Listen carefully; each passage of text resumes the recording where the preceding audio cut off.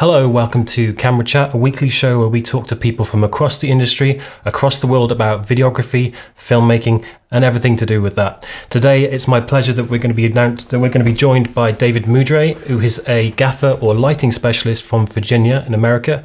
He's going to be joining us today and talking about how to create mood with lighting. It's a really kind of in-depth subject, but we're going to try and break it down for you. So I'm going to bring in David now. Hey man, how's it going? Hey, it's going well. How are you doing? Yeah, good, thanks, mate. How's things where you are? What time is it? 12 noon? About? Yes, it's just a skosh afternoon here. Cool. And hang on, before we move on, there's something in your background. We need to address this. What's that to your right? This thing? This thing right here? Yeah, that beast. Yeah.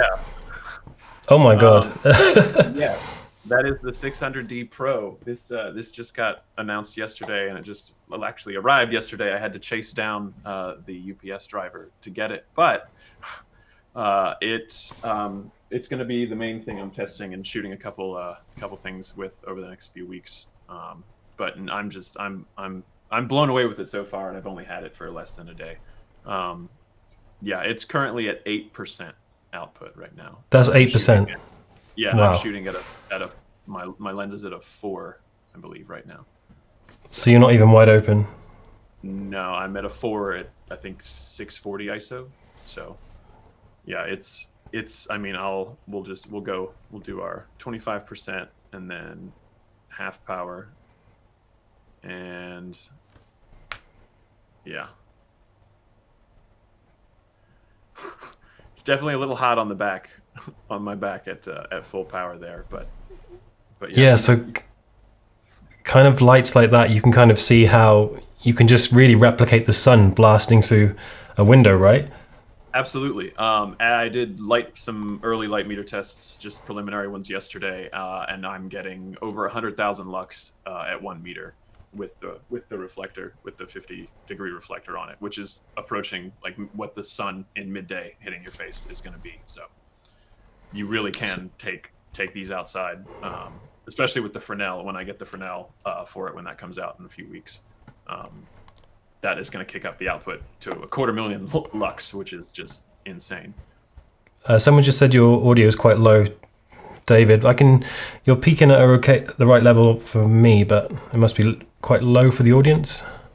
Gotcha.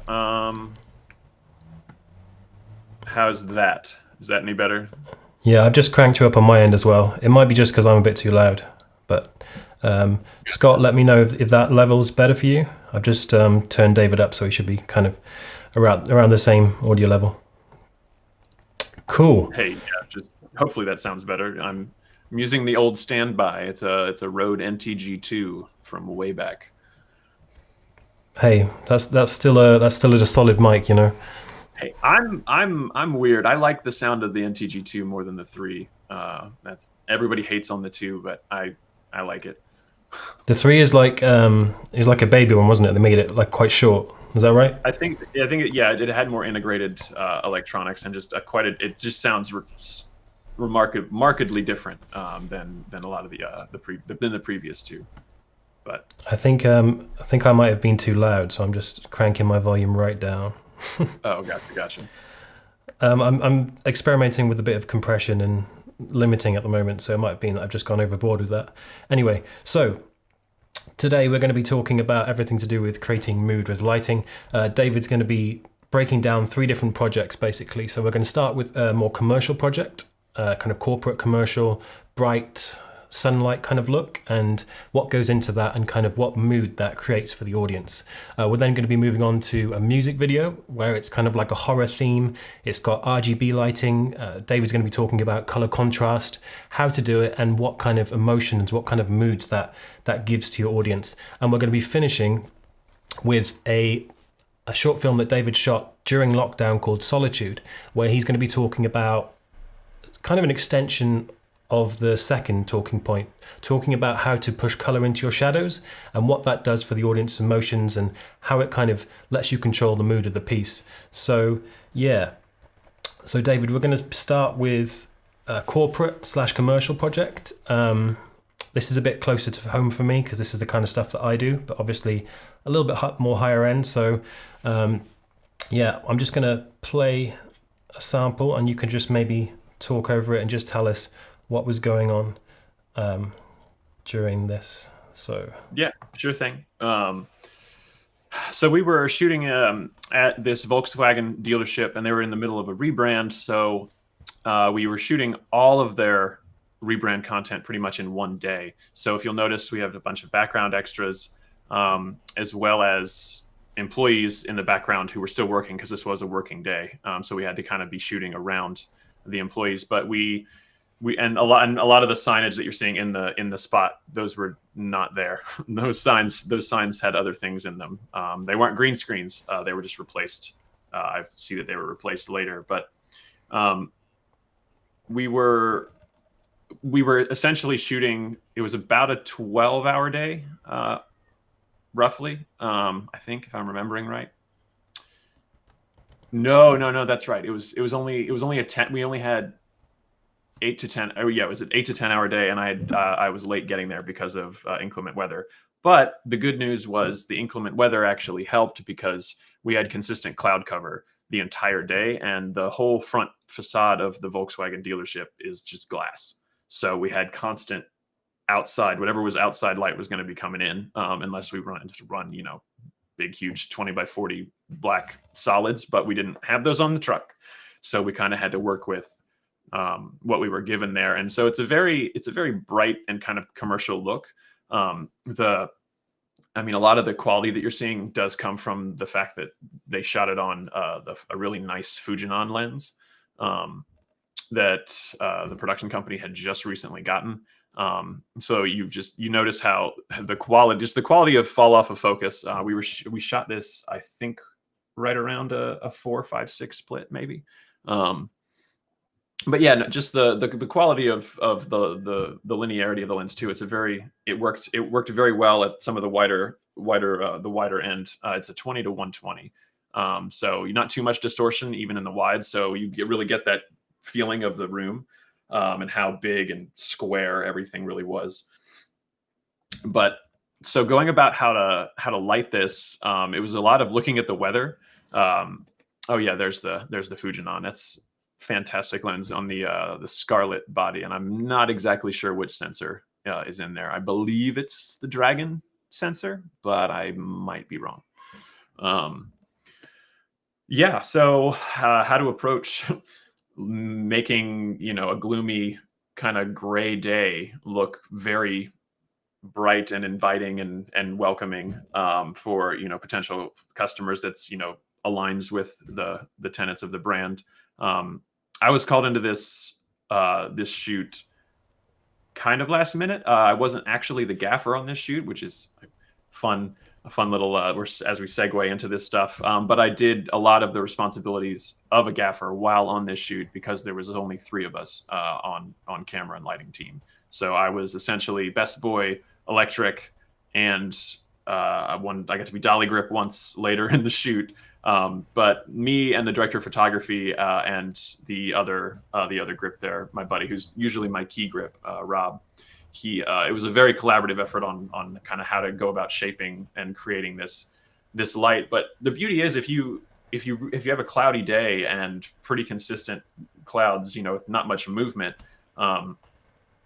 it makes lighting interiors really, really easy. Because usually this would be tough because the sun would be going by and you'd have to, really think about where's the sun going to come in? Do we want it to just constantly be in backlight? Do we have to shoot out the windows? Do we hold what's in the windows? And so it was really smart, I think, the way they framed that up so that we only saw the very, very far distant windows in the background, so that it wasn't too you weren't giving away the cheat essentially. And so what we ended up doing here was a 6x6 frame with half grid, and then we blasted a 1.2K HMI into the 6x frame. And if you'll notice, this is something I like to really harp on as a gaffer, because I see so many people new to lighting and really wanting to take advantage of these higher, not higher end, but to get higher end results with some of these tools. I'll see a lot of times they'll put the light way too close to the diffusion. So they'll have like a 4x frame, like a 4 foot by 4 foot frame of diffusion, and they'll have the light, 2 feet behind it, and it's only lighting up a 18-inch circle. So the light source is still only that 18-inch circle, even though you're shooting it through a 4x4 frame. So if you notice in the picture here, the distance that we had to, with the lens that we put in the HMI, we had to put it at that distance so that it would try to fill that 6x frame as much as possible, so that to the actor's face, it is similar to the size of this windows, and it feels like a very natural source, like it's coming from the windows. And then also notice the distance between the diffusion and where the subject is standing, to the front right of, I think that's a Mazda. No, or it's an Altima. That's what it is. Some Nissan. Yeah. So you see how far away her marks were. That's just speaks to the power of using an HMI like that indoors. It allows you to. We were able to make that 6 foot square bright enough to where she could be at that distance and still have some of that catch light going on in her eye, and have the fall off be a little bit more contrasty from being a little bit further away. So it still has the definition on the downside of her face. That still has some shape to it. If we had moved it closer, yeah, in that picture you can really see kind of how the diffusion is filling up. And that's the thing. Half grid really blooms the light you have behind it. Unlike say like a half soft frost, which is a lot more, you can still see the light source behind half soft frost as you kind of move the light source around. Whereas with half grid, it blooms the light and kind of helps you by making the source larger. But yeah, if we had it closer, it would have been softer, and it would have felt probably more like a cosmetics ad and not a car commercial. So there's nuance to how you do that. And then also we had the Fisher dolly. Man, those are fun if you ever get a chance to work with those. I feel like I'm talking my head off. Am I going too far, or are you still with me here? No, it's all good. I'm just Okay. kind of taking in what you're saying, and I'm learning a lot as well. So no worries. Sorry. Yeah, I just I want to make sure that I'm still good here. So we were on the Fisher dolly, which is great because you can literally move it in any lateral direction on the floor just by rotating that one lever. All the wheels will turn. So you can do like crab movements sideways, and then as you crab, you can be turning it and pushing and kind of have this, faux curve thing to it. There's a dolly gripping is a lifetime kind of endeavor. There are people who've been doing it for 20, 30, years, and they're masterful at it. But yeah, so the main thing with this, so how long did it take to set up? It was just me and Rob, and we work pretty telepathically. And he knows their truck really well, and the DP is pretty solid about his call outs, to where on this one, he's just, like, I want to put a 6x, here, but I don't want it too soft. You know what I mean? He still wants to have some direction and some contrast, on their face. That's from a shot later on, but it's a very, very similar setup where we had the teleprompter going, which is wonderful for talent. How long did it take to set up? So the commercial you saw was the first one that we shot. It was probably the first 2 hours of the day. Rob and I had the lighting for that parts pretty much set up in about an hour, and to the where we an hour and 10, because some of them we had to put up some pretty high stands in the back to create more kind of filling pools of light with some Intelitech LED cannons. And one of those is actually her edge light. We had one of those way up high on a stand. I think you can see that in the other wide frame from the beginning.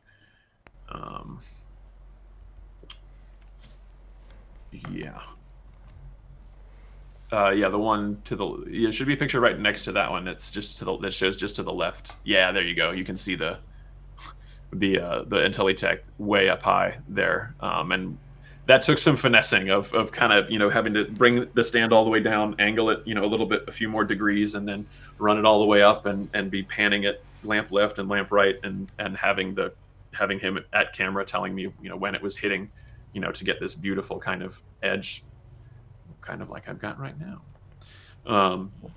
But yeah, with one person, that would have probably taken 2 hours at least to set up. But yeah, and that was the first one. And then the next one we did was moving into, the next one we did moved into the shop in the very back part of that. The first video you can see was kind of like a car bay where they bring the cars in and work on them. Yeah, so this was the next commercial. I don't have this commercial, but so this is fun because this goes into talking about how you light cars, and which is we could do a whole broadcast just on lighting cars, and we'd maybe scratch the surface. But the long and short of it is, cars are giant mirrors and they reflect. So in order to not see, in order to make cars look really nice, you have to you know, really think about what the car sees from its perspective. So because the car, you know, so you kind of, you have to go and sit, you know, you walk up and you sit where the car is and you look, you know, the camera's in front, you're like, okay, the camera's coming to me, so what as the car, what do I see? And you're like, okay, cool. So in that picture you can see we put the those are 4x8s of white coroplast, which is corrugated plastic. Highly recommend corrugated plastic. And that was to create that kind of low line, that smooth line along the bottom of the car. So you can kind of see on over his shoulder, the whole red, the red part of the right in front of the back tire and everything. That's all very gloss and smooth looking.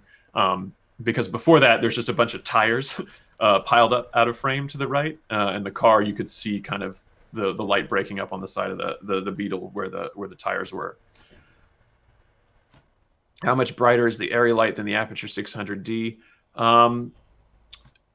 Yes, I could recreate this. That it was an M18 we were shooting on, but we only had the 1.2K bulb in it. So technically, if I had the Fresnel, the F10 Fresnel for this, then I would absolutely have been able to recreate the exact same look that you saw in the commercial, with this fixture pulling half of the wattage from the wall.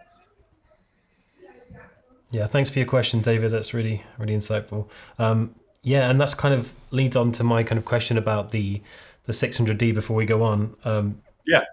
Can it really replace that kind of those huge ARRI HMIs that we see you using? Can it kind of, is it powerful enough and is it practical enough to do that? Well, I mean, it depends on who you are, really. It's more of a logistical question than a photometrics question, because I mean, Aputure did their 8-hour live stream yesterday, and they launched the 600, and they showed off all their, you know, photometric measurements and comparison, and so it is really close. And then I also watched Luke Zierveld from Meet the Gaffer. I watched his video yesterday, where he did a comparison between the 600D and a Joker 800, which is a great comparison, and they were roughly the same. The 600, actually, with the lens that he had in it, because that's the other qualifier, is a lot of these HMIs and Jokers have lenses that go on the front, you know, different ones, and so depending upon the lens you use, it's going to be a different thing. And also, a lot of those Jokers are made to throw light, you know, further away, whereas with the 600, it has quite a bit more spread early on, from watching everyone else's who has posted their test videos, and from gleaning kind of what they've done. But it's a matter, because there's so many grip trucks in the world right now where they just have, you know, 3 or 4 of these 1.2K or 1.8, you know, HMIs.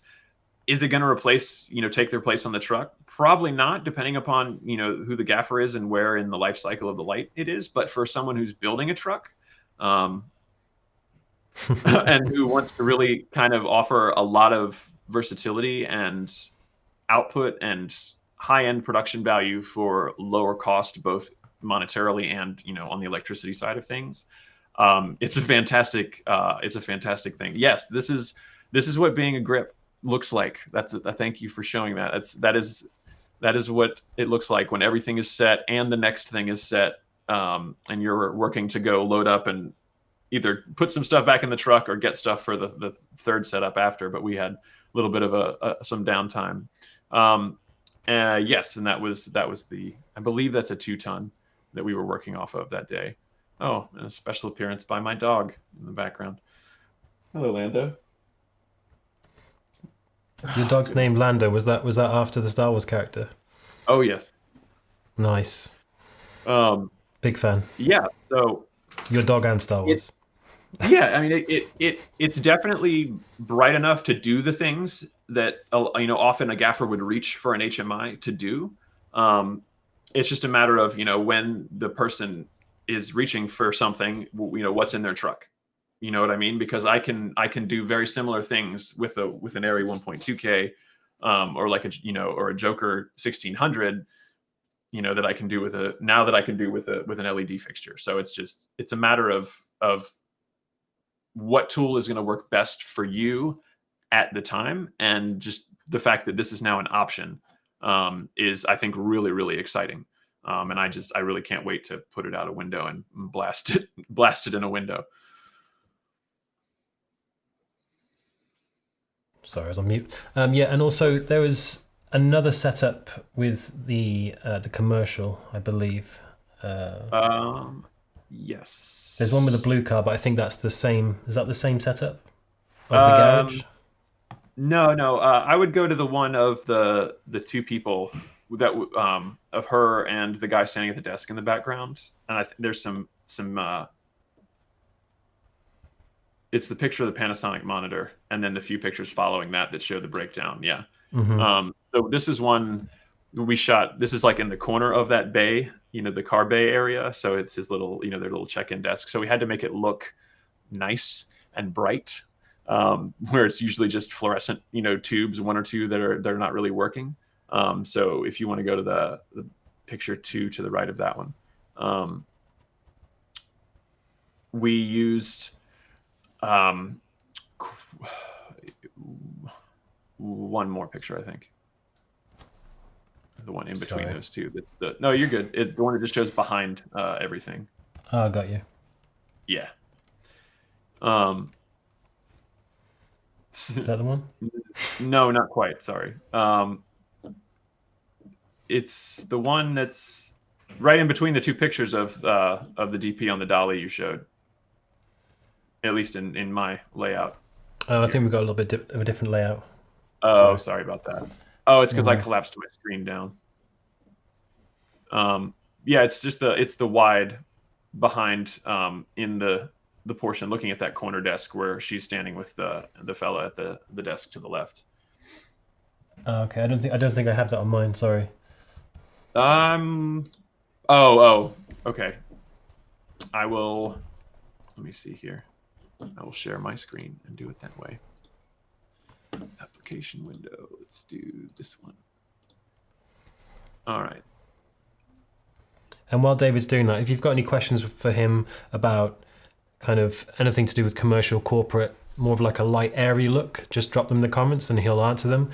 We're going to look at this last setup on that kind of commercial, corporate look, and then we're going to move on to something completely different and talk about color contrast in a music video, like a horror-inspired music video. So really exciting.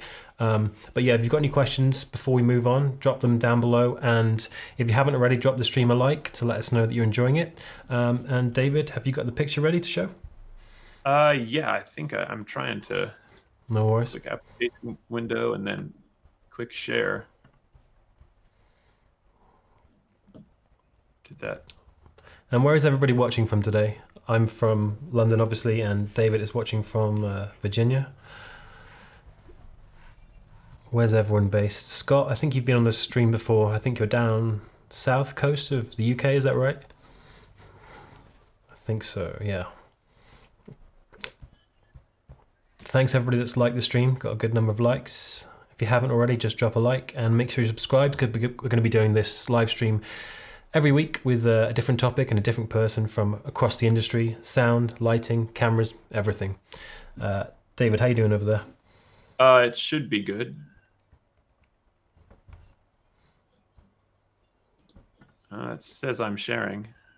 Scott's from Portsmouth. Yeah, I knew it was somewhere on the south coast. Hi, Scott. Thanks for joining us again.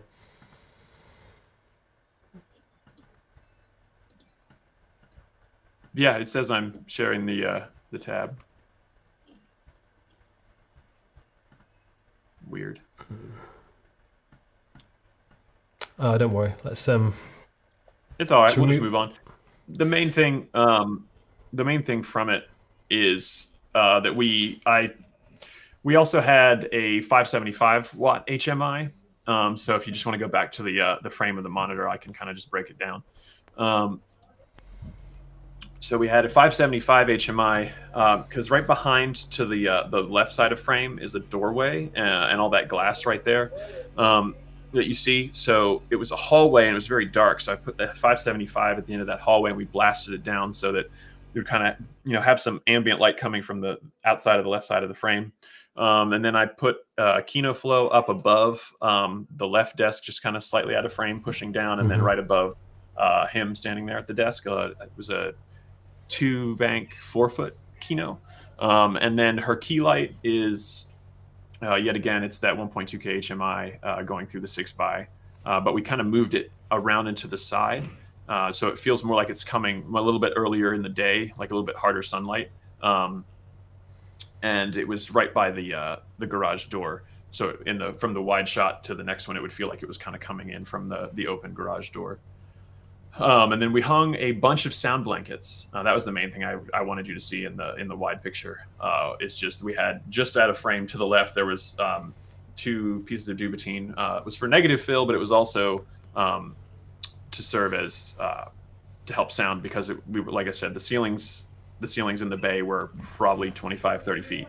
And it was an echoey mess. And we laid a bunch of sound blankets down on the ground as well that you can't see to help kind of those things. But in doing that, it also helped add contrast to the frame and helped sell the illusion of that being a little bit earlier in the day because, same thing. You can kind of see we did something similar there because the boom operator is pointing the mic straight down. Having the carpet on the floor, the reflections helps a lot. I think that's something I find as well, because I do a lot of shoots kind of in these environments, and also kind of like places with hardwood floors or tile floors. They're just terrible for audio. I don't know how it affects the lighting as much, but for audio it's a nightmare. So anything you can do to kind of surround your talent with anything to kind of block off that kind of those reflections. You're looking to minimize reflections, right?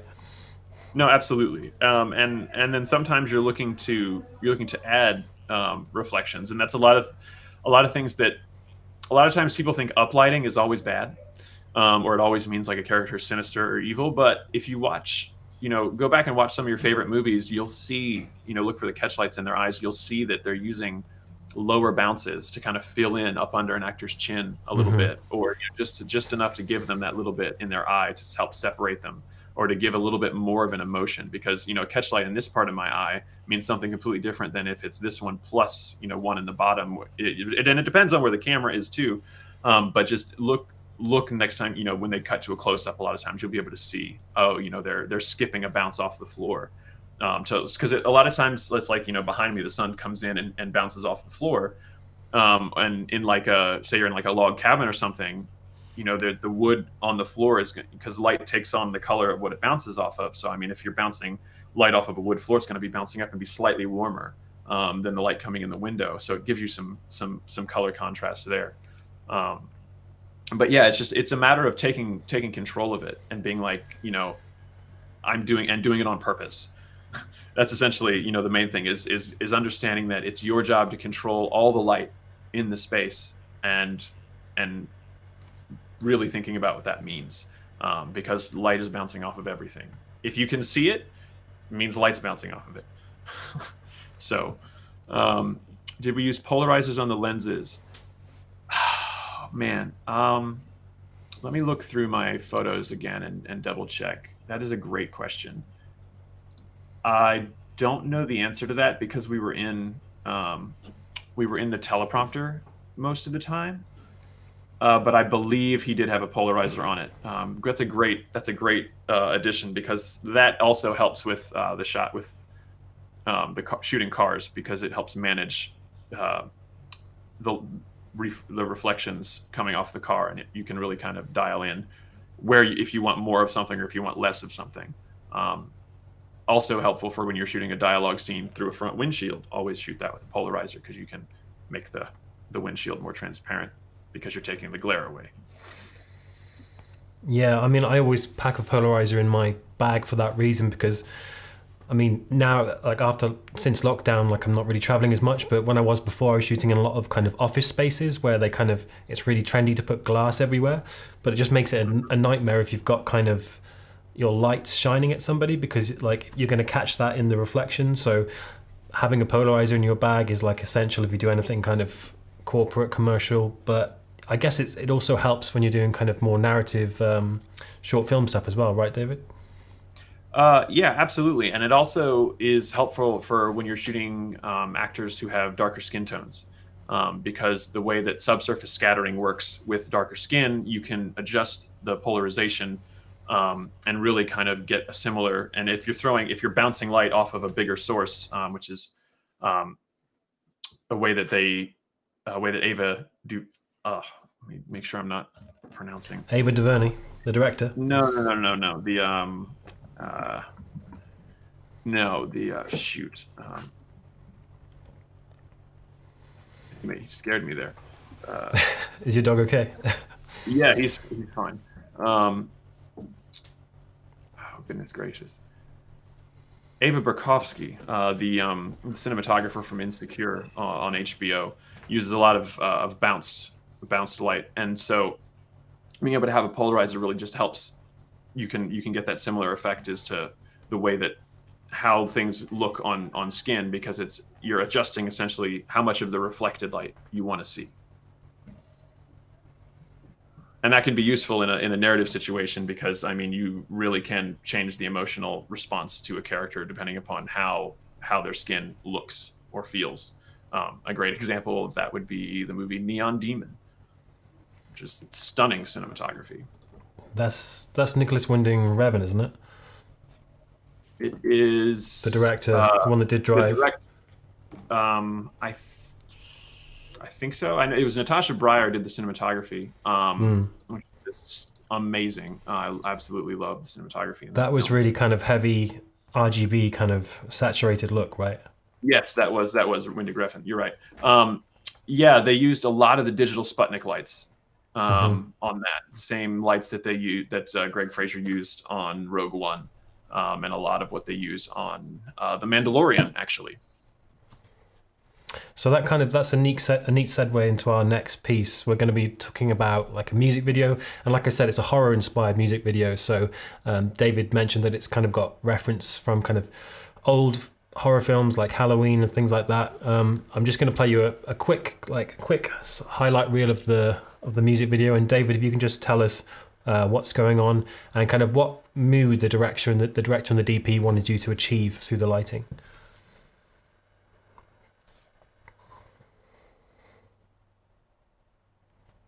Yes, a lot of the reference material for this was from movies like the first Halloween film with,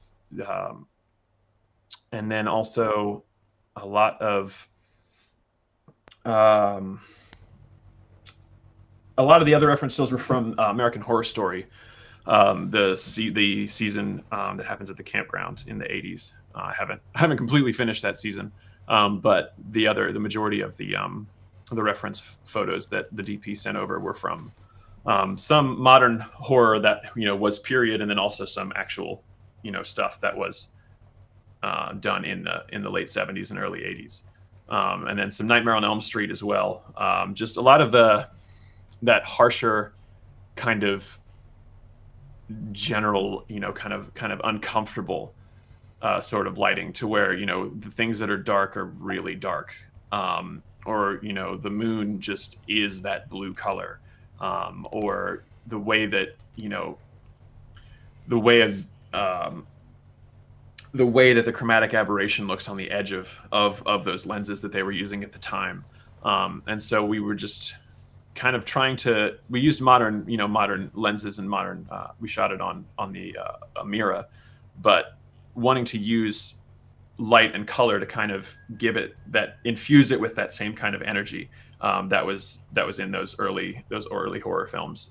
So yeah, so there was a lot of I used a lot of the Aputure MCs all over this. I mean, if you want to start with the girl in the bedroom, because I think that was one of the first things we shot on day one. All of us just went to a cabin in the woods essentially for a weekend and knocked out this music video. Yeah, so that was after it got dark, we had to shoot the scene where she gets up and looks out the window once it's nighttime. And so I have two MCs above her bed there, just providing some base level into the shadows, because the key level of the moon, what I was faking as the moon outside, a combination of 300D into unbleached muslin and a 120D with a Fresnel blasting straight away into the room. So you get the combination of a little bit of that bounced, softer source, kind of that ambience. And David, just before we go on, I just wanted to say, can you just give a quick introduction on kind of color contrast and what the theory behind it and why you would use color contrast to establish mood? Absolutely. I mean, so color contrast, if you've ever seen a color wheel in Photoshop or in Resolve, the way that the colors are laid out, generally you want to be using colors that are opposite each other or kind of on opposite halves of the color wheel from each other to create what's known as color contrast. And what color contrast does is it helps your brain separate things. So, I mean, if you look, a good example in my tree, I've got some color contrast going on because I have an RGB light behind it hitting the wall at a purple tint. So that way the green of the tree really pops off of the wall there. You don't really, it's not drawing too much attention to itself. You just kind of notice it a little bit more. And then same kind of thing I've got going on over this shoulder with the light coming in from the window there, the blue daylight.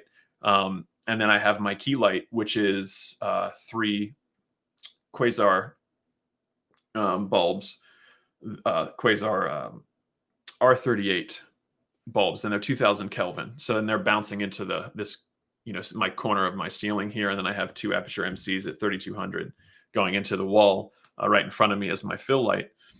Let me turn off this, turn off that so you can actually see. There we go. If I turn off my computer screen, you can kind of get a better.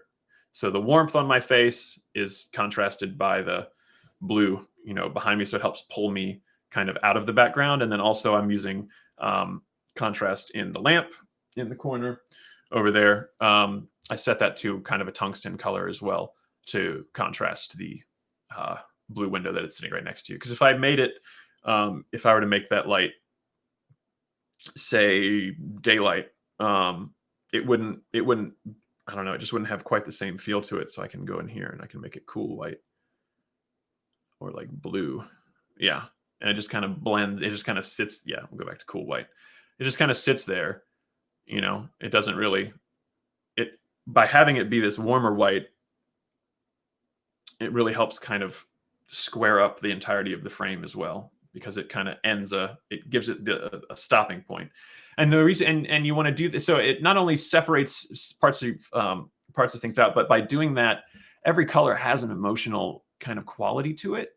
I mean, think about, how you felt when you went to a club and you were dancing. What was the light doing? What colors were the lights? It was a lot of purples and yellows and blues and really saturated reds, I bet.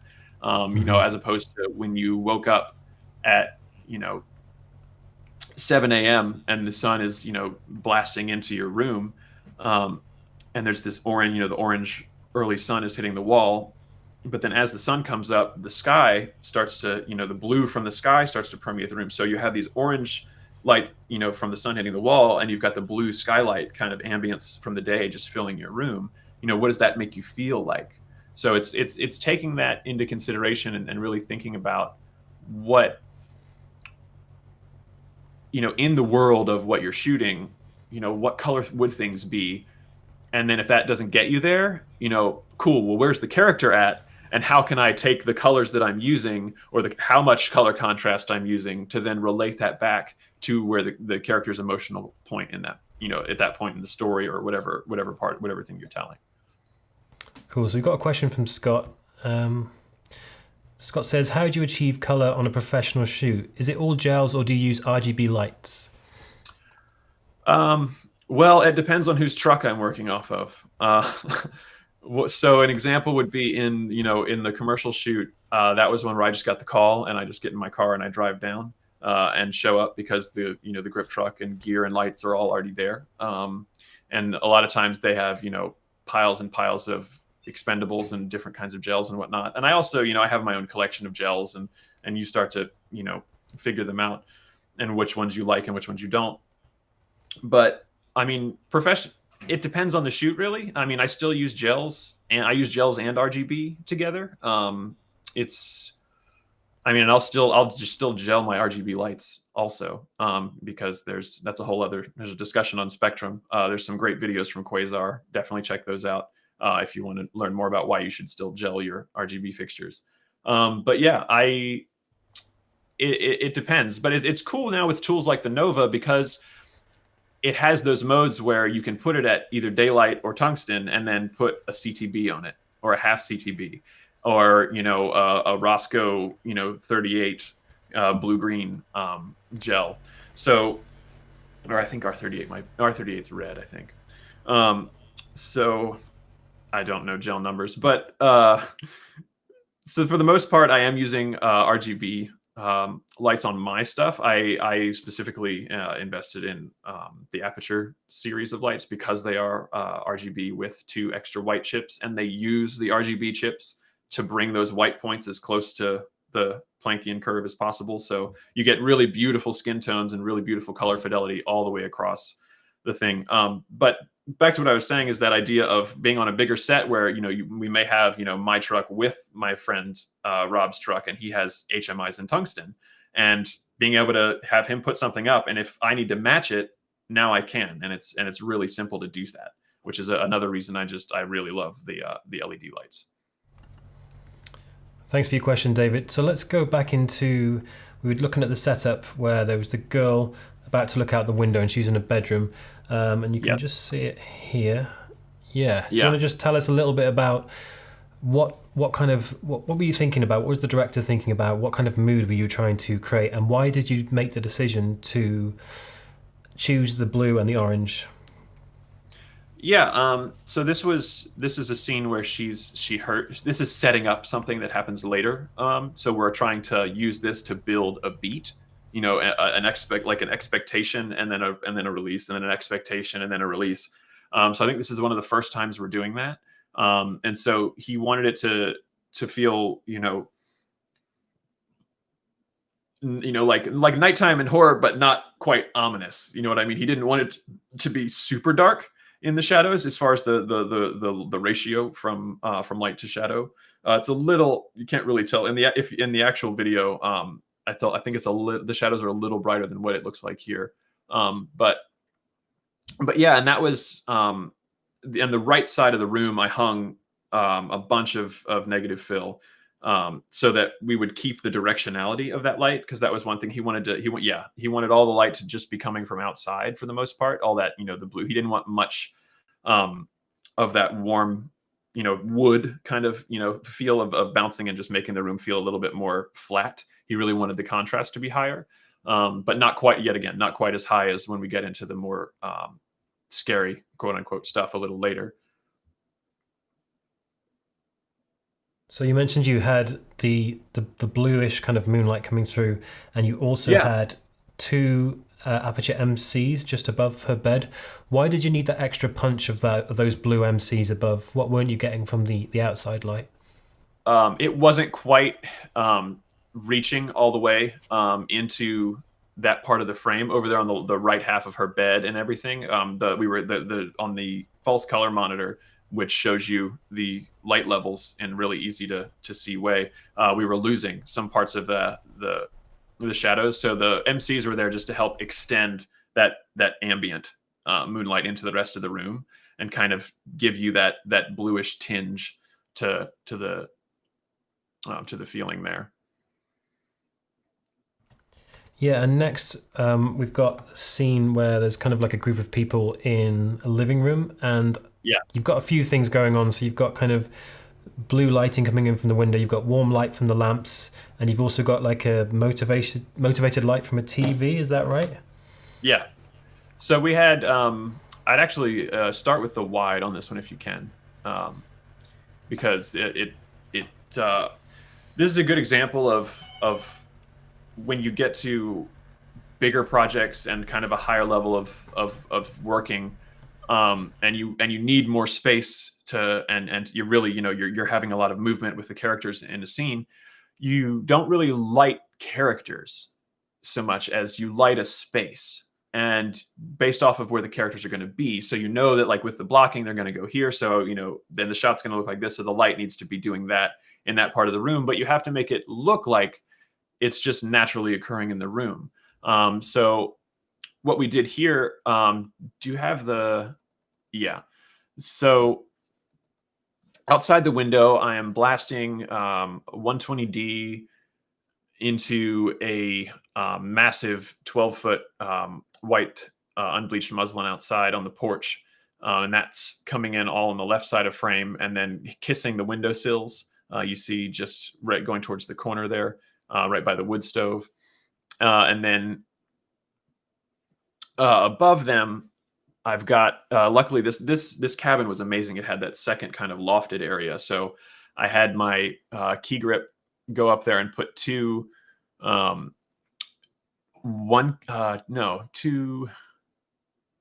were two one caves blasting into unbleached muslin. So I got up on a ladder and I hung I have these massive pieces of unbleached muzz. And so I hung all of those, and then he went up on the landing and shot his tungsten lights down into those. So we would have a nice soft top ambience kind of for everything. So that was my base exposure. And I went with tungsten and unbleached muslin because of the wood in the room and to kind of keep that warm, and inviting. And then as we get more into the later parts of the video, the warm colors kind of start to go away and it gets more into the blues in the nighttime. But yeah, so, and then, and the rest, once I had that, my windows, and then I had the top, it's not in this BTS shot, but it is you'll see in the other wide, in the establishing shot, there's moonlight coming in and kind of hitting the TV. And that was the 300D Mark II that I had outside for that other window. Yeah, there you go. And so it was essentially just that top light that you saw. And then I had an extra quasar right above the characters to give them more of a hair light. And then then it was just motivating their key lights off of the practical lamps as we moved in for their close-ups, which you saw in the last one. I cannot remember the exact name. It's called like Starlight or something. It's a 500-watt tungsten softbox that my key grip has in his lighting package. But they're fantastic. They really, really looked nice. And I had grids, egg crates from my soft boxes, and they actually, one of them, it fit into that soft box. So I was like, yes, please put a grid on that. I really want to keep, I wanted to keep more of that contrasty feeling to the light on the characters' faces. So we still, because a lot of the horror films from that era, they were keying their actors with a lot harder light sources. And so a lot of times when you go from the wide shot to the close-ups, you'll rip the grids out because you want that wrap on your character's face. You really want that, more of a soft feel to be happening. But I wanted the light to still kind of have that slightly harsher, quality to it. So we're still always leaning a little bit. We're leaning into the genre. And so this is my TV gag. So this is a C-stand with, I believe, opal frost diffusion on it, just kind of hanging off the end. And I had two MCs both set to TV mode, and I was kind of tweaking their settings remotely while he was doing a take. If you have the Aputure MCs, I highly recommend always using at least two of them in any of the modes, because it really helps sell whatever the gag is that you're trying to do. Also in the wide, I had two MCs in the woods. They were actually inside of the wood stove in fire mode, pointed right at the front glass. And I wish the shot held longer in the final take, in the final music video, because it reads really real in the stove. Yeah, those are the MCs behind the little piece of diffusion on the left, right?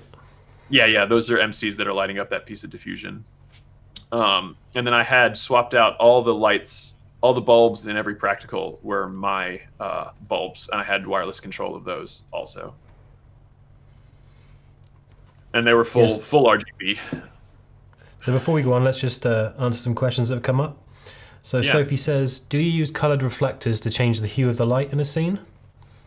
I have done that. Yes, we actually used, it's great that you bring that up, because we used a kind of DIY reflector that the DP had made. It was a white piece of beadboard, and he had taken some gold and brown spray paint and just kind of gone a little nuts on different parts of it to kind of change and add some interesting quality to it. And so we use that as a bounce later on in some of the outdoor scenes, because it's not quite as directional, but it still helps fill in the shadows. I also love bouncing off of blue diffusion, because they sell sky blue. You can get, I believe, sky blue grid cloth or sky blue ultra bounce, and that's great for blasting a light into it and having the bounce come back and feel very much like that blue skylight. Yeah, I definitely have used colored reflectors to change the hue of the light for sure. Yeah, and also obviously I'm not quite as accomplished as David, but I'm still using kind of a reflector here. So I don't know if you can see it in my wide shot. This is the behind the scenes, and you can just off to my right here, you can't see it, but I've got a kind of a gold reflector just taped to a wall, which is helping to kind of bring this kind of glow to the side of my face. So they're one of the cheapest things, and I don't know if you agree, David, they're one of the cheapest things, but I think they're one of the most effective things. The 5-in-1 reflector, I use it on almost every project. Oh, absolutely. I wore out the first 5-in-1 reflector that I ever bought. The silver on the one side is just completely there are just huge gashes of silver missing off of the one side. Yeah, I think I bought it back when I was just still doing photography, I think in 2009 or 2010. But no, they're amazing, and the beauty is they're great for lighting people. They're great for lighting tabletop work, because you can use them as you get multiple sources out of one thing. You get a diffusion and you get a bounce, so you can make a book light off of with a $25-$30 piece of kit. But not only just a regular book light, you can shoot the light into white and then bounce it through the diffusion. You can shoot the light into silver and then bounce it through the diffusion, or you can shoot the light into gold and bounce it through the diffusion. So you get a variability in your book light. It is a true Swiss Army knife of lighting modifier tools for sure. Yeah, and I guess because if you're using it with the kind of the diffusion layer, you can take off the kind of the gold and the black and use those as well. So I'm using the diffusion as my first layer of the 5-in-1 reflector is my first layer of diffusion, but I'm using the gold I took off of that as the bounce. So you're not just getting one tool, you're getting kind of 2-in-1 depending on your setups, right? Absolutely, yeah. You really are. You get a key and a fill modifier all in one. It's pretty sweet. Yeah. Thanks for your question, Sophie. Yes. And we've got another one from Vertical Scale Media. And they say, you mentioned false color. Do you primarily use that, or do you use waveform for exposure? Good question. That depends. That is a great question. I personally, I use false color most of the time for setting exposure and for figuring out ratios and kind of dialing in the sweet spot. But if I'm shooting on a green screen per se, or a blue screen, Absolutely. I take advantage of, I use Waveform to check exposure on setting, where the blue screen is or green screen is sitting in comparison to where we need to kind of put the keys and everything else.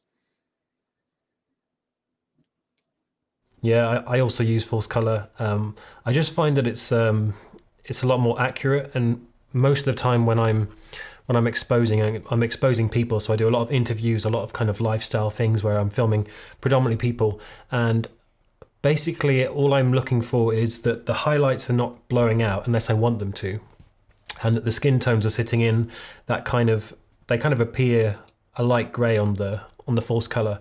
So I'm just looking at those skin tones and making sure that they're not kind of overexposed or underexposed, because when you're filming people, the most important thing is to make sure that they're exposed correctly. Obviously it depends if you're shooting a darker scene, a lighter scene, but like I said, a lot of the work I do is corporate commercial work, so we're kind of going for that light, airy look, and all I'm wanting to do is kind of get those skin tones exposed properly and make sure those highlights aren't blowing out. So yeah, I prefer using false color to waveforms myself as well. Well, and it's nice too, because if you really, on a narrative project or on a music video, a lot of times we'll set a ratio, like a key fill ratio, that we work with. Just explain briefly what the ratio means, just for people that don't know. Yeah. So that's the. So if you take your light meter or a spot meter that's in like a DSLR camera, and you meter what your key light is, and then you meter what your the downside of the face is. So like the shadow side, exactly. So a lot of times you'll hear. I mean, a good example would be like, so a lot of stuff is shot at a 2.8, an f2.8 f4 split, and so the idea is that your key light would be then at a 2.8.5, and then say you want a really contrasty or dramatic kind of feel, so you would want your fill side to be 3 stops down. So if you're at 2.8.5, you go down 3 stops and you're like at a 1.5, f1 and a half. So that idea of it, which is at 800, it'd probably be 4 to 6 foot candles. But in a dark scene or in a more dramatic scene, that'll work on a lot of the digital sensors. They can handle that just fine. But say you're shooting like a comedy and you just want the a little bit more of a bright feel, not quite as dramatic, you'd probably do like just 1 stop down from key to fill. So it's like if your key is at a 4, then your fill is going to be at a 2.8. Yeah, so just to summarize, it's basically the difference between the light and the shadow, right? So what your key is exposed to, your shadow will be, if it's 2 to 1, it'll be half of that, right? And if it's 3 to 1, it'll be I don't like calling it a ratio, but people who say like 3 to 1 and 4 to 1, I hate that. I don't hate it, but like it's just to me, it's hard to like. It's so much easier to just, when talking about ratios, just like, cool, where do you want your shadow side, and then just say 2 stops down, 3 stops down, because that's a marketed thing. As if you say, I want a ratio of 3 to 1, it's like, well, a stop of light is twice as much light, so that's technically a stop and a half would be a 3 to 1. So it's just, you have to do extra math. And I don't like doing extra math when I'm on set and my job is to work with lights. Like, it's so much easier to just be able to push a button and go, cool, that's 2 stops down from where the key side was. That's what we need to do. Yeah, I guess it's just establishing that shared language on your particular set and going with that. Yeah, that's the main thing. Is just to definitely talk about it ahead of time, because if one of you is saying, yeah, it's 3 to 1, and then I'm lighting it a stop and a half down, and that's technically 3 to 1, and then they're expecting it to be 3 stops down. Does that make, like, what I mean? So it's definitely figuring out ahead of time what kind of language you're going to use to discuss the lighting ratios. Mm-hmm. So thanks for your questions. Any more, just drop them down below. And David, I think we're going to move on now to, there's a scene in the music video where your character is at a gas station. So just like, could you just talk a little bit about that? I'll just show you the reference. Oh, that's not me. No, I mean your character, not Oh, you. gotcha, gotcha, gotcha. No, yeah, The this character on the film, yeah. yeah, no worries. Yeah, so this was He does fun. look We a bit like had you, though. a little bit. He's There's more a good looking likeness. than There's a me. likeness. I didn't want to say He's it, yeah. but you know. Oh no, I'm sure he doesn't mind. Um, so yeah, so for this one we were outside. So obviously we're using neutral density because he wanted to keep he was shooting the whole thing, like I said, right around a 2.8 2.84 split.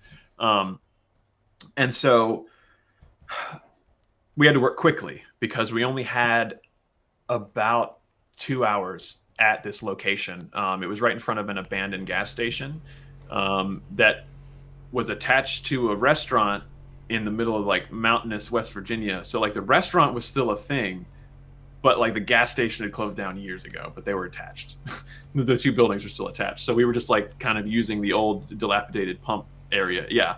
And so luckily we had clouds and I was able to put up, those are, I think 10 by 12s. I don't have 12 by, I didn't have 12 by rags at that time. But that is just a piece of white backdrop that I got from, I think, an Impact backdrop kit years and years ago. But if you stretch it out and make it big, it's a giant bounce. So I had that bouncing and kind of tilted a little bit back to help, give him a key side. And then on the opposite side of the car, I had a big 8x8 of negative of Duvetine.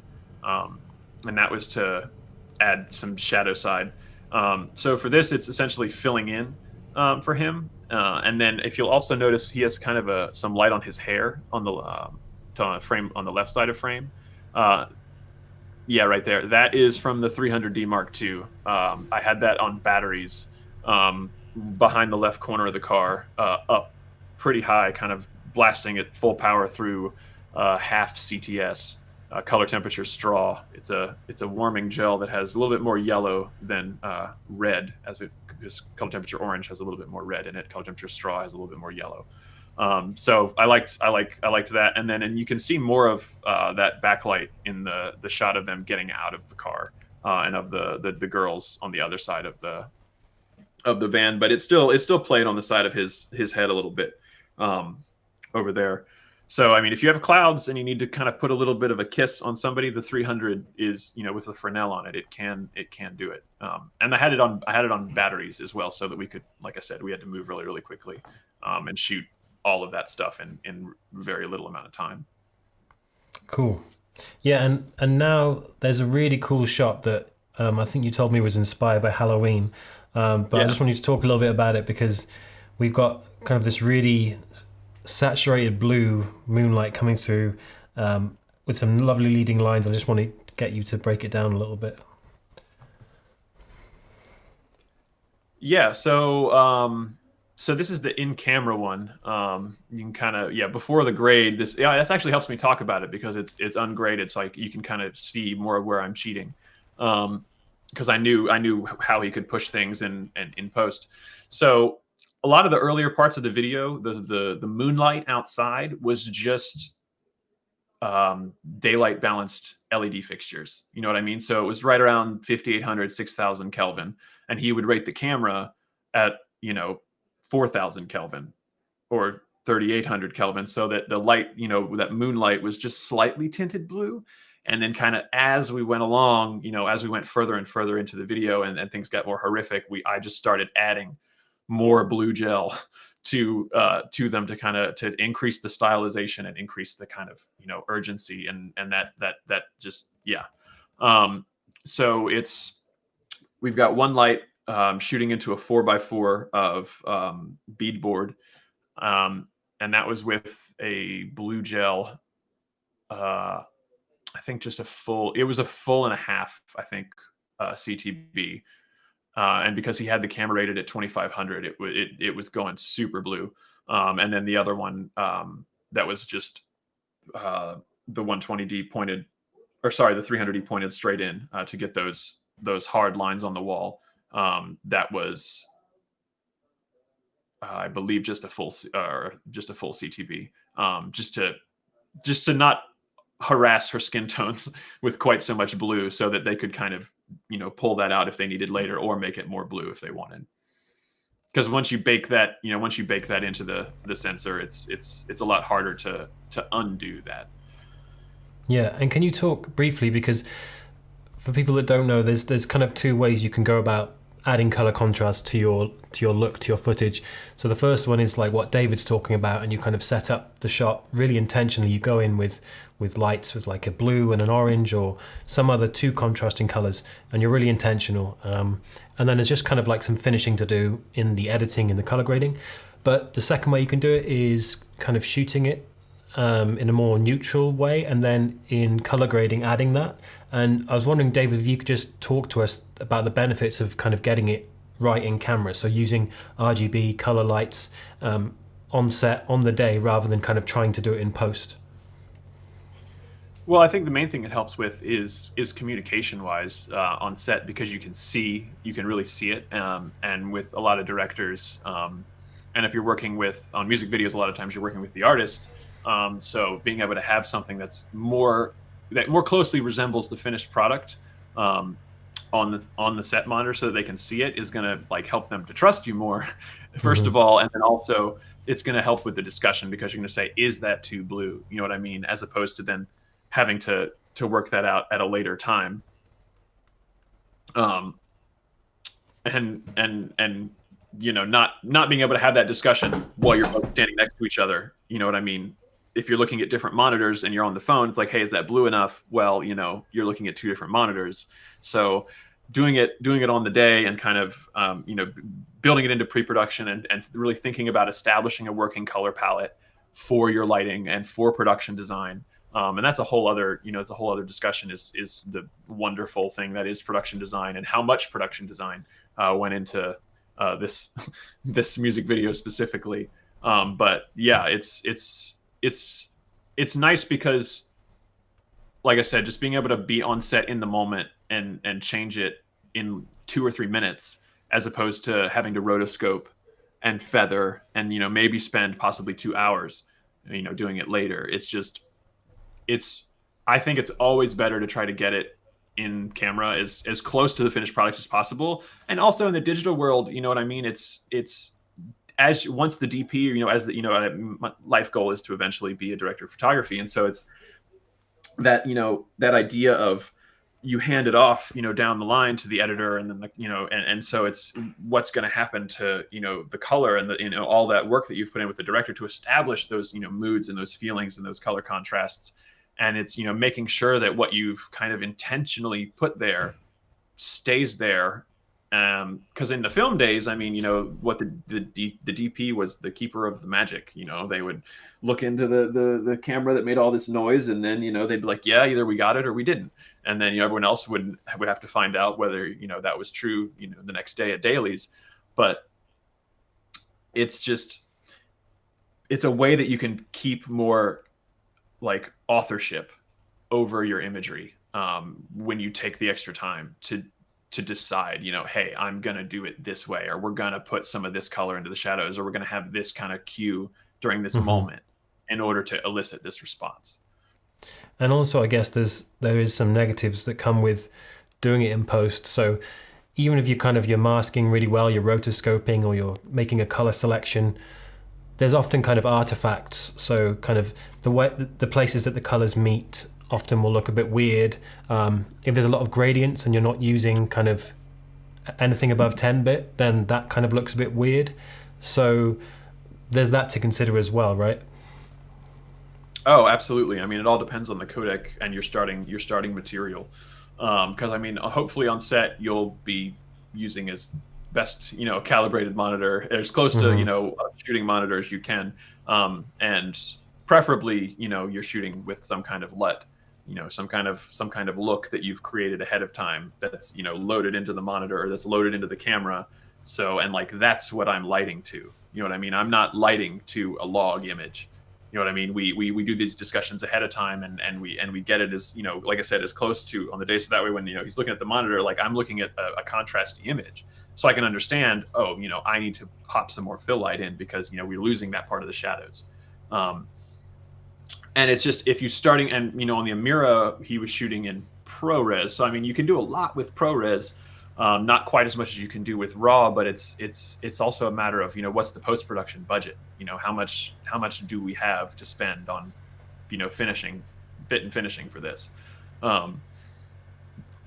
Oh man, the outside stuff. That was also some fun things, because lots of filtration. And yet again, the tag team of the big white bounce and the big negative fill is kind of my secret for most outdoor things right now. But now that I have the 600D, that will hopefully change.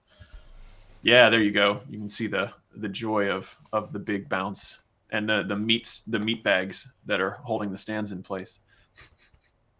Yeah, and what I'm getting from this is there's a lot of talent and there's a lot of kind of intentionality that goes into it, but a lot of kind of the techniques and the equipment you're using, lighting aside, but kind of the stuff you're using to bounce, is kind of stuff that people can have access to, right? So if you've got a white sheet at home, then you can bounce light. If you've got a shower curtain, you can diffuse. So these techniques are things that you can use at any budget, right?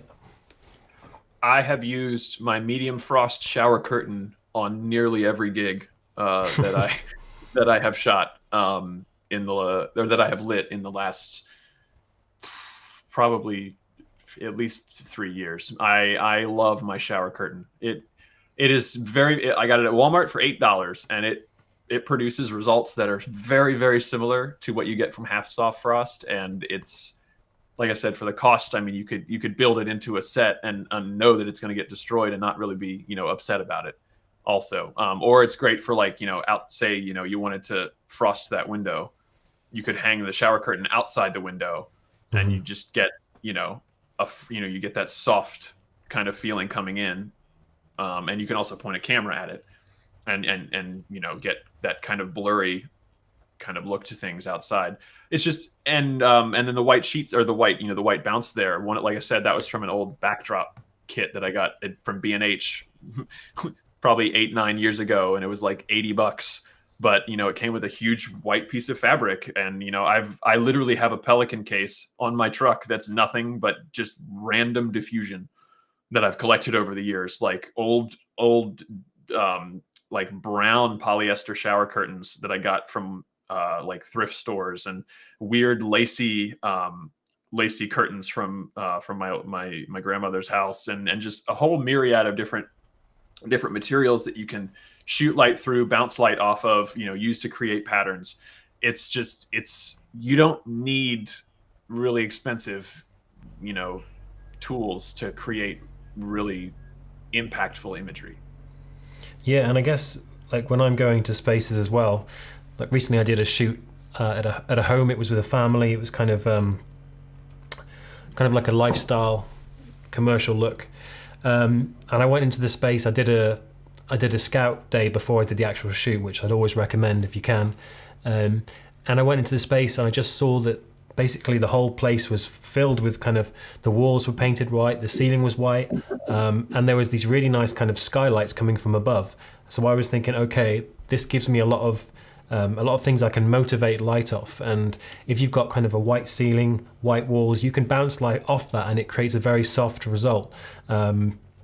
So yeah, like David said, you don't need a lot, basically. I mean, half the stuff I'm using in my behind the scenes stuff, like those 2 layers of diffusion, are very cheap. Obviously the 300D, the light is a bit more expensive, but yeah, you don't need to spend a lot, basically, to get a lot. I think that's the message we want to communicate, right?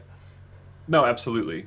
You really, I mean, for the longest time, my kit consisted, I mean, my earliest video lighting kit was compact fluorescents that I would carry around in this massive, like, cardboard box. And they were like these compact fluorescent, bulbs that were this big, and you'd screw like 6 of them into this just flat thing that had a yoke on the bottom and 6, Edison receptacles, and you just screw that in. It had corners.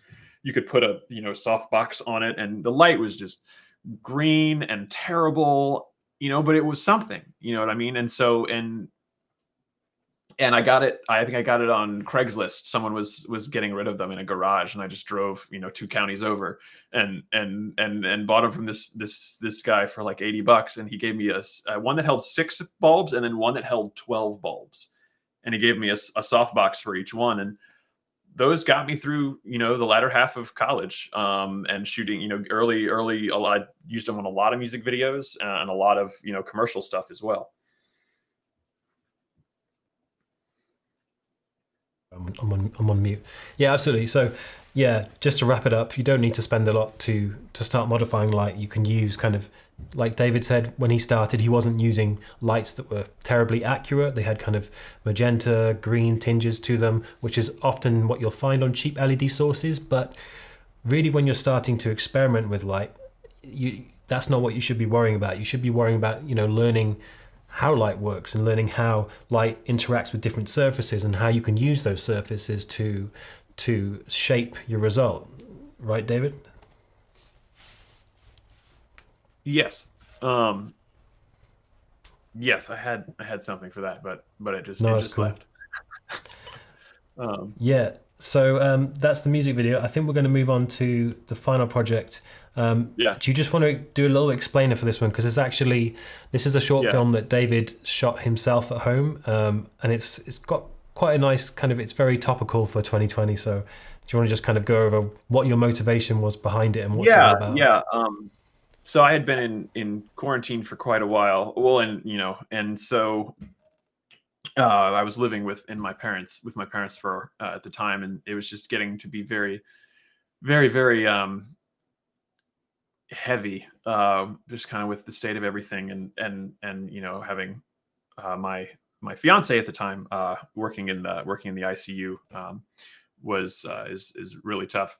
But so I took and I had this idea for a short that I wanted to shoot that would kind of encapsulate kind of what it felt like, to what my routine felt like, every morning. This was I would go into this room and I would shower, and then I would do and it was just this this like little tiny contained space, and I wanted to really show off kind of a dynamic shift, both in the space that I was occupying, but then also kind of the inner space, the emotional kind of aspect of what it means to be in the middle of a global pandemic, and to what do you do to keep your mind busy? What do you do to keep from really losing it when there's so much repetition and there's just so much uncertainty? So that was kind of the inspiration for all this. And so and I grew out, I grew my hair, I grew my face really, really long, so that I could have that transition between me in the beginning versus me at the end there. But yeah, I shot that in 2 days. But I wanted it to kind of feel like it had, taken place over the course of a longer period of time, with the quick cut kind of montage in the middle. That's a lot of effort growing out your hair just for the project. Not all the way there, but it was already pretty long beforehand. Yeah. But I just kind of let it keep going. And kind of leading on from, so in the second setup, the music video with the strong kind of contrasty, saturated RGB look, we were talking about using color contrast. So this kind of leads us quite nicely into our next topic, which is about kind of pushing color into your shadows and how that affects emotion. So David, why would you push color into your shadows? Because typically you're using light to, light things. So why would you want to make your shadows take on a certain hue and actually push light into those shadows? What's the thinking behind that? Well, and it's when you start to light at higher levels, and not mean like quality levels or technique levels or anything fancy, but like literal more photons. If you want to shoot at an f5.6 for say, what starts to look like shadow on camera doesn't look like shadow to your eye. So it looks weird because it looks like you're just shooting a light into the ceiling, or shooting a light into a piece of black sheet. But to camera, because of the amount of brightness, Yeah, you because of the amount of brightness that your key light is providing, the fact that your color, the light that is of a certain color that you're wanting to inject into your shadows, because you're just shooting that at a lower level, or and you're softening it by bouncing it into a bigger source, it just feels like ambient light. You know what I mean? It feels like, or it just feels like that's the color of the space. And you can really get away with it by, like I said, when you get into using brighter key lights, because it lets you really start to play with how much shadow you have, and then kind of whether or not you want to put color into the shadows. Because I mean, there's something about having just bleak, empty blackness, in part of the frame, but then there's also something about having that, like, what that little bit of blue tinge, or that that little bit of orange, kind of pushing in, like something feels a little bit more hopeful, or it's just there's so many different things you can do to control how something feels. And to go back to the when you said you don't have that my early lights had some problems, it's like they definitely did. And the thing too the thing that you realize later on is, even though those lights have a green spike or a magenta spike, that also has a place in storytelling. Because if you watch, say, like No Country for Old Men, the exterior of the hotel, when Chigurh is trying to track down Llewellyn, all of those tubes, all of the fluorescent tubes were replaced by Roger Deakins and his team. They swapped those out, and they specifically put a certain, like, bluish, greenish like a green blue gel, or a greenish gel, in order to give it that kind of like seedy, nasty motel kind of feeling. And so when I actually shot a piece at a motel like a year or two ago, and all of the exterior fixtures had been swapped over to LEDs. And so they didn't quite have that kind of fluorescent green nasty to them. So in quite a few of the shots, I had just taped some, like, quarter plus green or half plus green with a little quarter blue over them, to give it that kind of just a more seedy, kind of gross feeling. Because we look at things, and how we are the collection of our experiences. And so when we see something that is a certain color, it will evoke an emotion in us because of some experience that we've had. And so it's trying to find those universal things that can resonate with as broad of a group of people as possible, so that they get an emotional reaction. Because that's the main reason I made this piece, is that I really wanted something that would make people feel uncomfortable, and because that was how I felt, and I wanted to be able to convey that through the storytelling that was the short film. And I showed the film to I showed it to my fiance at the time, and she was very, very, was she worried? Well, she was very confused, because she's like, I thought you were going to do like a time lapse of you, like, reverse, like, your beard, like, getting shorter, or like you growing your beard out or something. I was like, no, that wasn't quite what I wanted to do. But I was like, what'd you think? She's like, and I was like, exactly. Yeah. It means I did it right. And then some other feedback from some fellow cinematographers and whatnot. They were just like, I don't like this part, because it's, and I'm like, good. Like, I'm glad. Yeah. I wanted you to not like that part. Like, I thank you for telling me. That's a really powerful point, because when I watched the short film for the first time, like, I don't know you very well still, but I didn't know you at all at that point, and I was kind of like, is this guy okay? And that kind of shows that you did your job right, because that's what I should be feeling, not kind of like, I shouldn't be thinking like, this is a film. I should be thinking like, okay, the emotion and the lighting and the cinematography is so well done that I'm feeling that awkwardness, and I'm feeling that uncomfortableness, that uncomfortable kind of, the mood, I guess, going back to our theme. So I think making the audience feel something is always your goal, right? No matter if that feeling is is terrible or it's uncomfortable, at least they felt something tangible from the piece. Yeah, I mean, the worst feedback you can get on like a narrative project or something that you've put, a lot of effort and emotional energy into is, oh, it was good. You know what I mean? Like you want, Yeah. like, because when I don't go to movies to come out of the theater and go, it was good.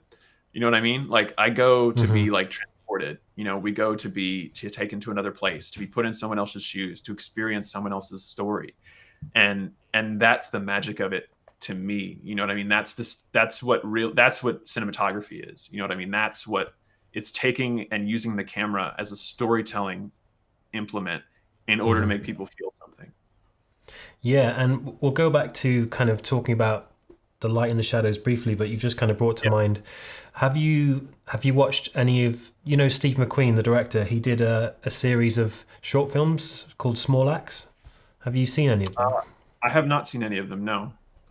Okay, so basically, it's a series of films like celebrating Black culture and kind of the struggles over the years, and it's a British thing, but yeah, it's really powerful. And just what you said kind of brought me to the episode that I saw the other night. So a lot of them are kind of quite heavy, hard hitting, kind of racial injustice based pieces, but the Yeah. one episode that me and my girlfriend watched recently, it was called Lovers Rock, and it was basically all it was basically like a reggae blues house party based in like the 70s or the 80s, and the whole episode was just people kind of dancing and like enjoying the music, and if you kind of had just given me that as like, this is the synopsis, people dancing, enjoying music, I'd be like, okay, that sounds pretty dull. But it, like you said, everything comes together, like the cinematography, the lighting, the sound, the framing,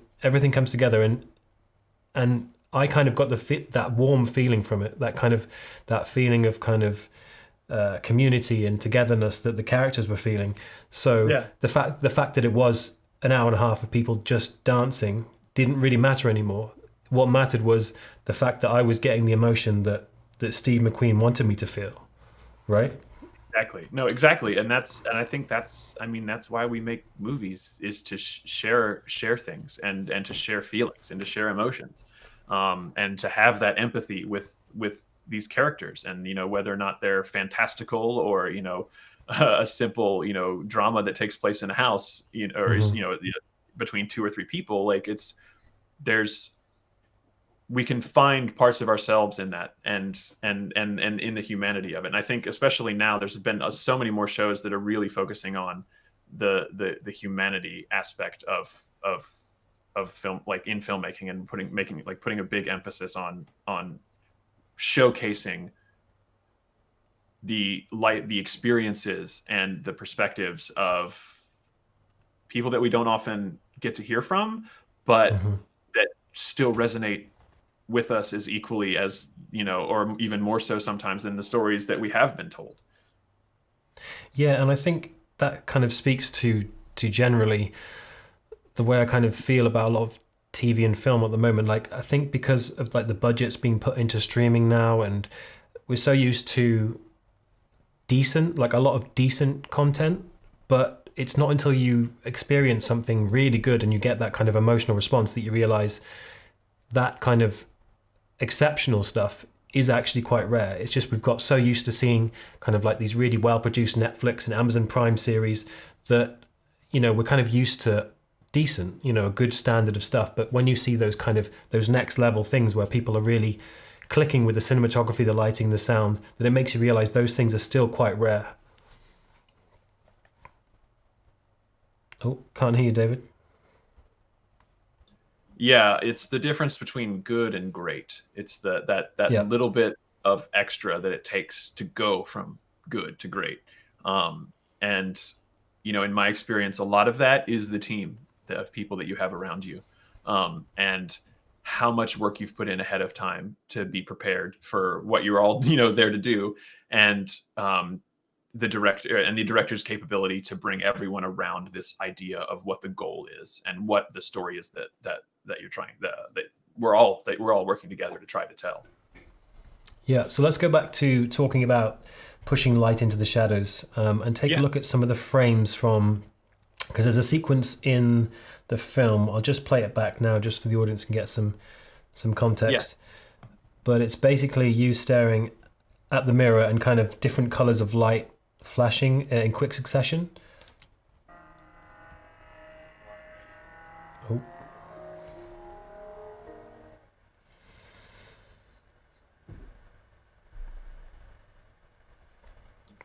Yeah, so this part of the film, I wanted this part of the film to really be like, feel like time going by, and to both feel like a descent, kind of. So as I go, I shot that whole sequence in about 20 minutes, 20 or 30 minutes. So I had, it'd be a good time to show, I think, some of the lighting setup for these. But oh my gosh, yeah, I love that ahead. frame. But it's great, right? And so, and you can really, you can see, like, because you've done your job well, it's not obvious, but you can see here how the shadows are taking on those different hues, right? Mm-hmm. Yeah, this one was definitely like a green, like that kind of gross green truck stop bathroom kind of, I'm trying to remember where I got inspiration for this specific one from. I think it was the scene in, it was a scene from an early, the beginning part of an episode of CSI, where like the crime happens, and sometimes those interesting inspiration. Yeah, where they're like really stylized. Oh, I love CSI, man. There's some fantastic cinematography on that show. Multiple different cinematographers that are like great work. But yeah, it was just the scene in a really dimly lit truck stop bathroom and it's just this one bulb kind of above the mirror. They did it in Joker as well. I was going to say that it kind of reminded me of Joker quite a lot. Yeah, which I didn't small actually fluorescent tube right above the mirror, and that's your really only source of light. And so yeah, for this one it was I have the photos for this, don't I? Let me pull these up. Sorry.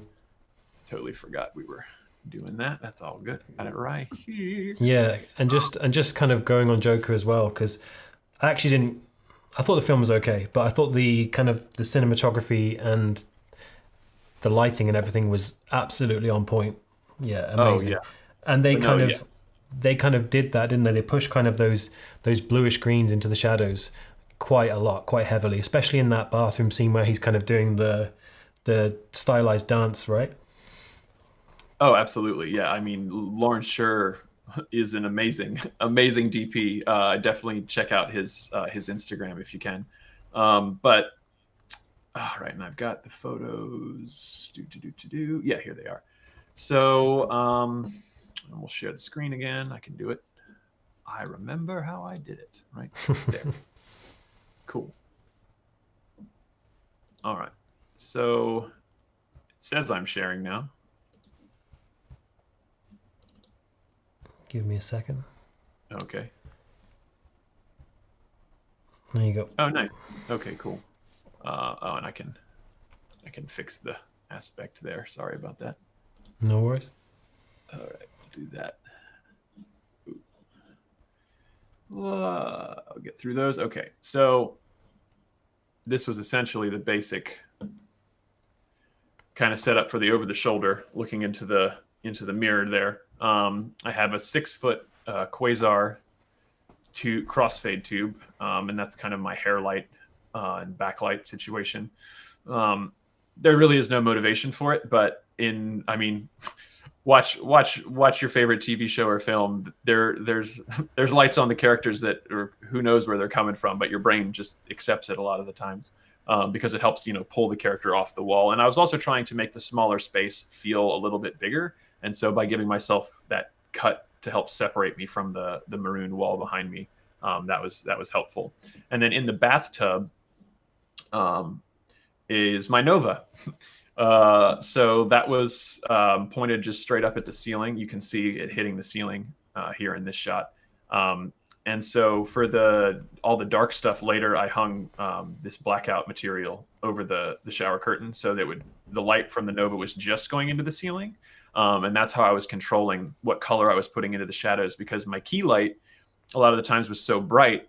I was able to just turn the Nova's intensity way down and saturation way up, and then just kind of roll the color around and then change the color of the MCs that I had up as my key light on the just above the mirror. Where are they? Sorry, this will be easier. Oh, here they are. Yep. So that was pretty much the key light that I was working with most of it, with the exception of the end where I'm really orange, where it's the orange on my face and then the purple and the green.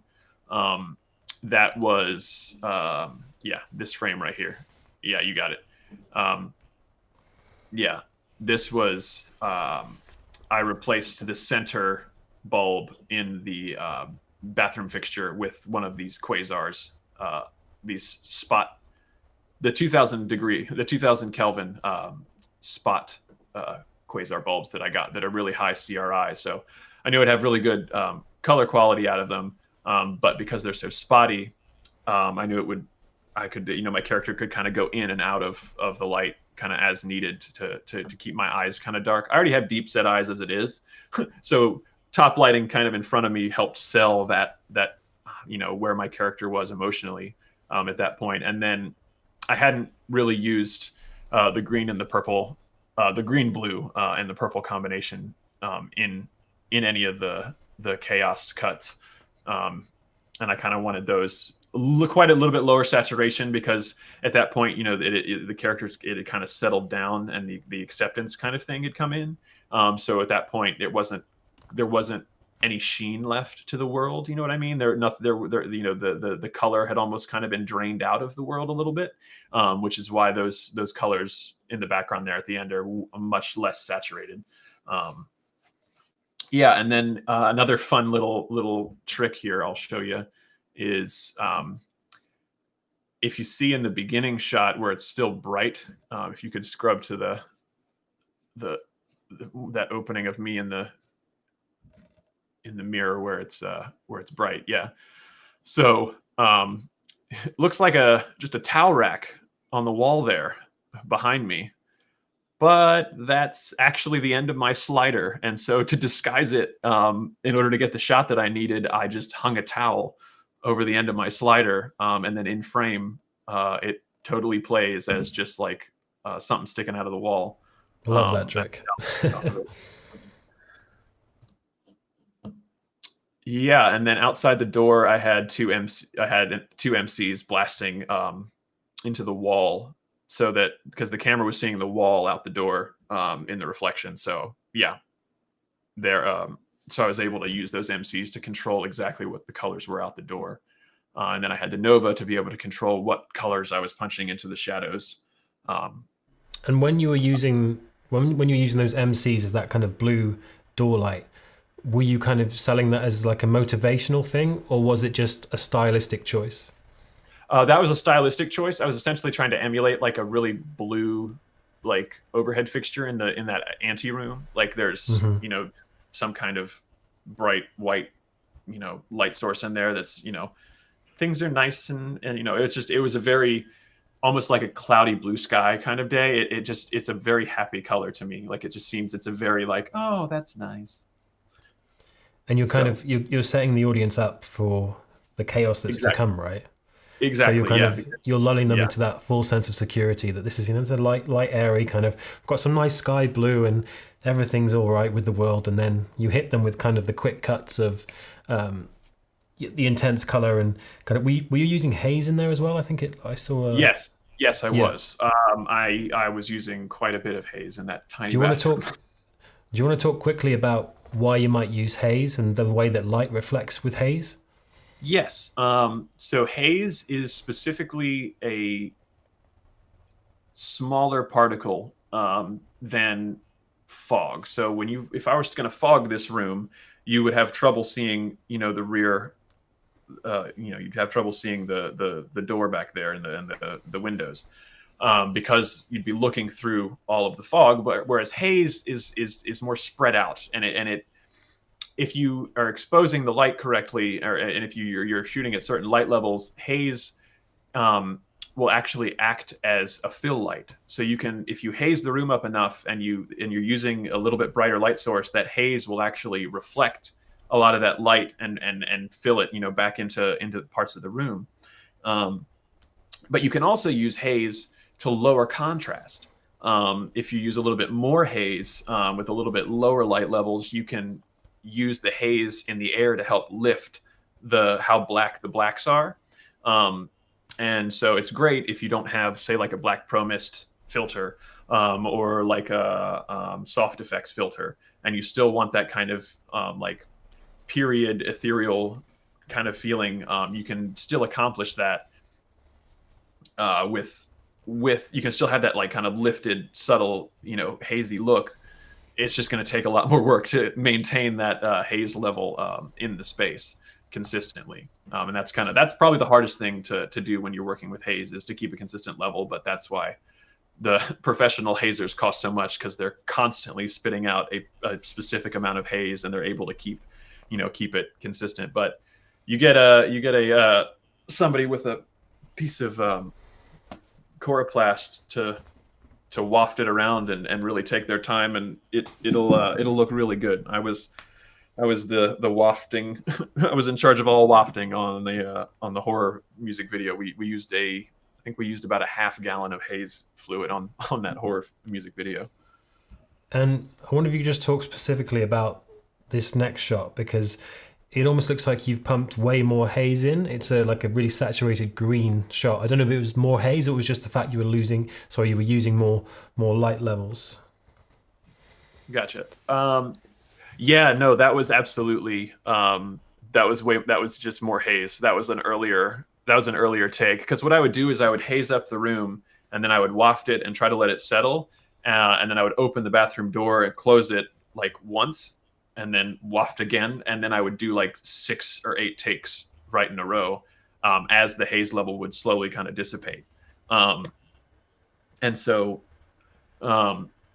this was just one of the ones that was from earlier in those takes where the haze level was quite a bit higher, and so it was catching quite a bit more of the green that I was pumping in from the Nova.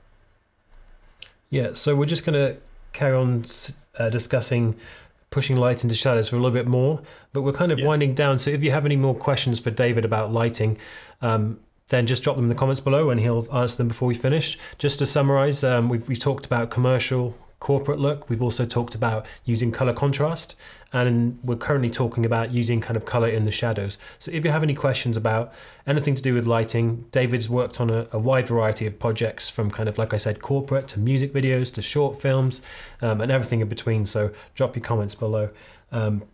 Yeah, David, like you talked about creating haze, and me being like a lowly videographer that I am, I'm pushing, like I'm using something called like you mentioned it, a black pro mist, which you might be able to see here, and it kind of reduces the contrast in the image and makes it look more kind of filmic, I guess. And so that's kind of like an almost like a cheaper way you can do it, but it doesn't offer the same control that you get with using a hazer, because you can kind of direct where your shafts of light are going and things like that. But there are kind of things like a black pro mist, if you don't know, is a filter you just screw on the front of your lens, and that basically takes away that kind of harsh digital look that you get with a lot of sensors. So that is another option as well. But like David said, haze gives you a lot more control over like how your light's looking and where your light's going, and the amount of haze and the intensity and everything like that. And if you want light beams, if you want the beams of light coming in the window to be visible on camera, you need to be pointed roughly. It's easiest when you're pointed kind of towards that light source. So if this is the camera angle, you want the light source to be coming in, so it'll be easier. If your camera's at 6 o'clock on a clock, you're going to want, in order to see your haze, to see those light beams coming in the haze, you're going to want that light source to be coming anywhere from between like 9:30 all the way around to 2:30. because that's going to be backlighting the haze, and that's going to help to camera. That'll really help you see those beams if you want to get beams. Absolutely, yeah. So that's going to kind of conclude our talk about pushing color into the shadows. David, is there anything else you'd like to talk about before we finish? I mean, I don't think so. I mean, I've got one little preset thing. Let me take me off screen real quick. I'm gonna just move the 600D out of frame. Thank you. Oh. Sure. Yeah, so while David's doing that, I'm just going to summarize what we've talked about. So we started off talking about corporate kind of commercial look, and David was talking about, to do that, typically what he does is he shoots kind of really powerful lights through big diffusion. So similar to what you can see here, but just on a bigger scale. So I've got that kind of shot through multiple layers of diffusion, but that's basically making your light bigger and it's making it softer. We then moved on to talking about RGB lighting using color contrast, and the kind of the emotional response that gets from your audience. David said that he uses a lot of kind of RGB lights, a lot of the new kind of like Aputure lights, like the MC are really good, and also gels on the front of kind of lights that are daylight color. And then we've just talked about using shadows, so kind of pushing color into your shadows to make the audience feel a certain emotion. So if you've got like a warm orange light like I've got here, you might want to kind of push maybe some blue into your shadows, because orange and blue are kind of contrasting colors. That's a color scheme that's used quite a lot. It's typically overused, especially on stuff like Transformers. Have you ever watched Transformers? It's like blue and orange.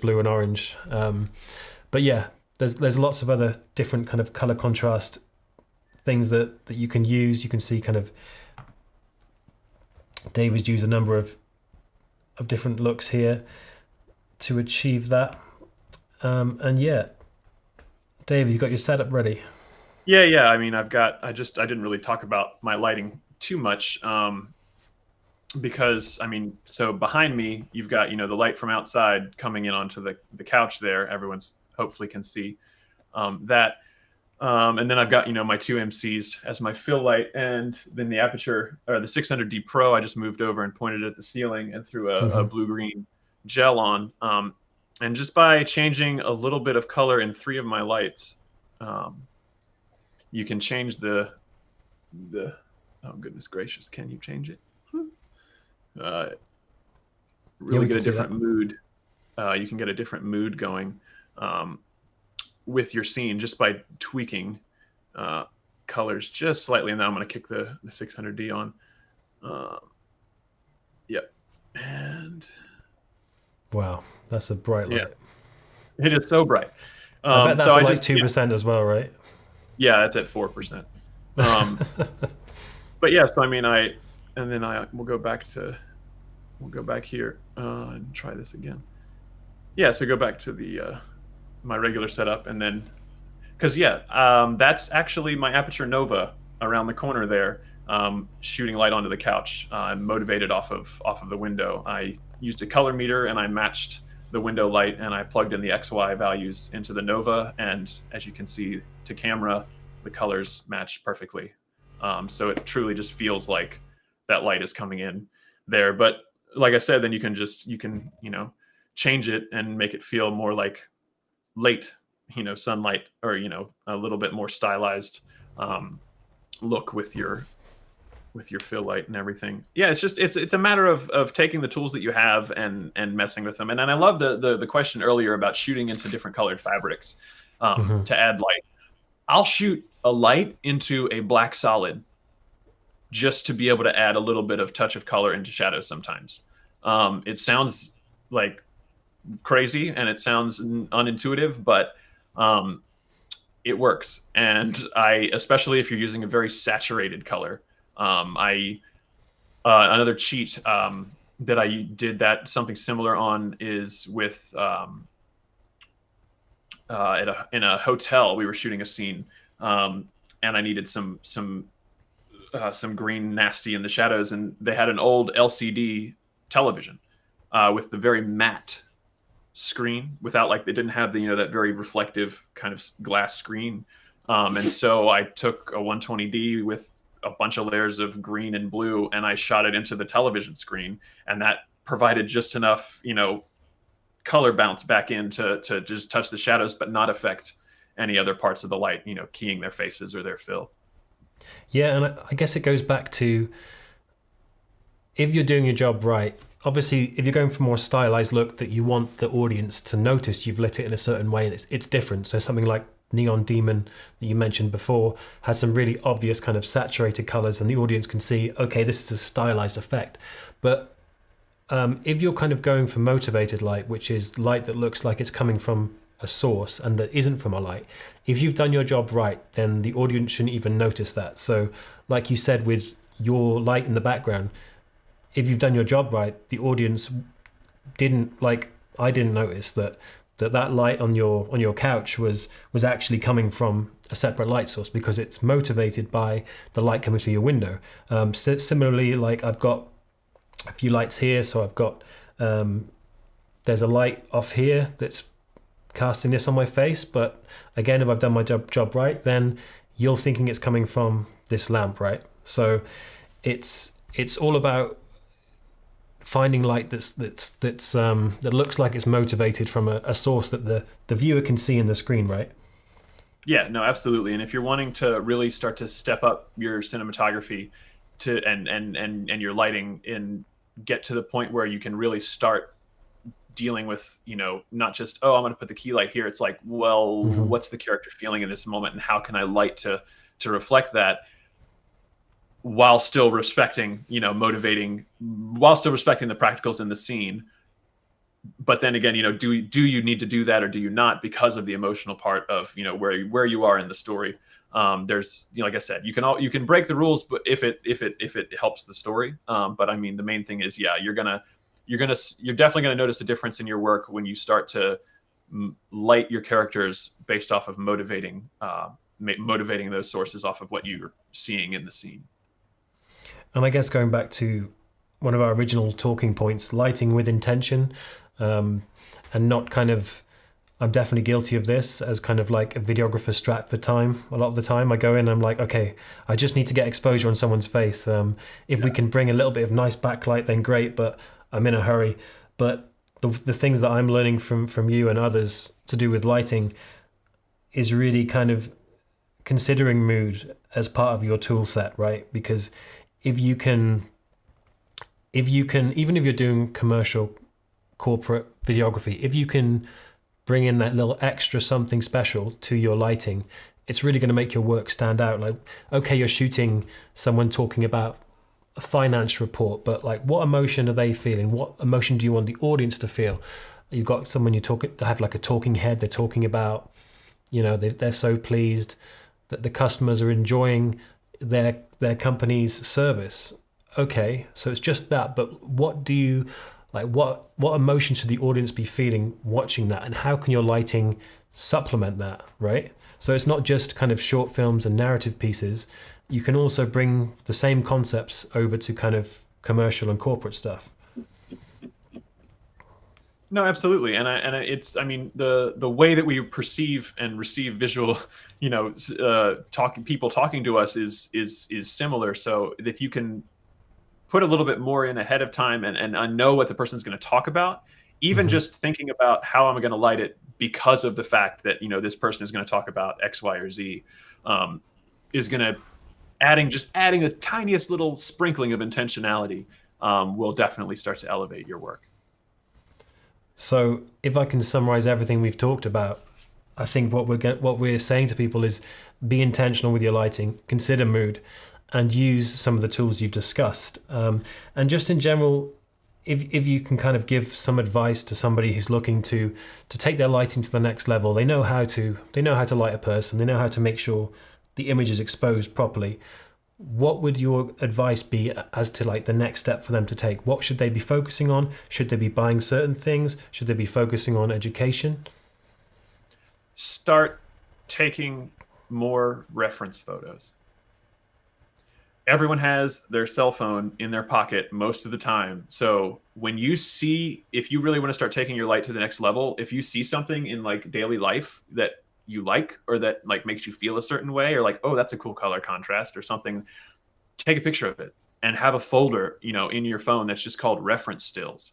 And then later on, try to figure out, okay, cool, how would I recreate that with lights? You know what I mean? Because if you're shooting a film, it has to be lit like that for 8 hours while the actors work it out.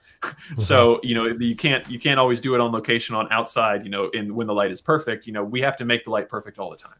So it's a matter of both, like I said, start taking more reference photos and start to develop like your own kind of reference book that you can kind of start working with, and then also start to take frames from your favorite films and try to recreate the lighting with what you have, because that's going to also start to teach you about how to light spaces. Because figuring out how to, working with what you've got and understanding how, light works on people's faces, that's cool.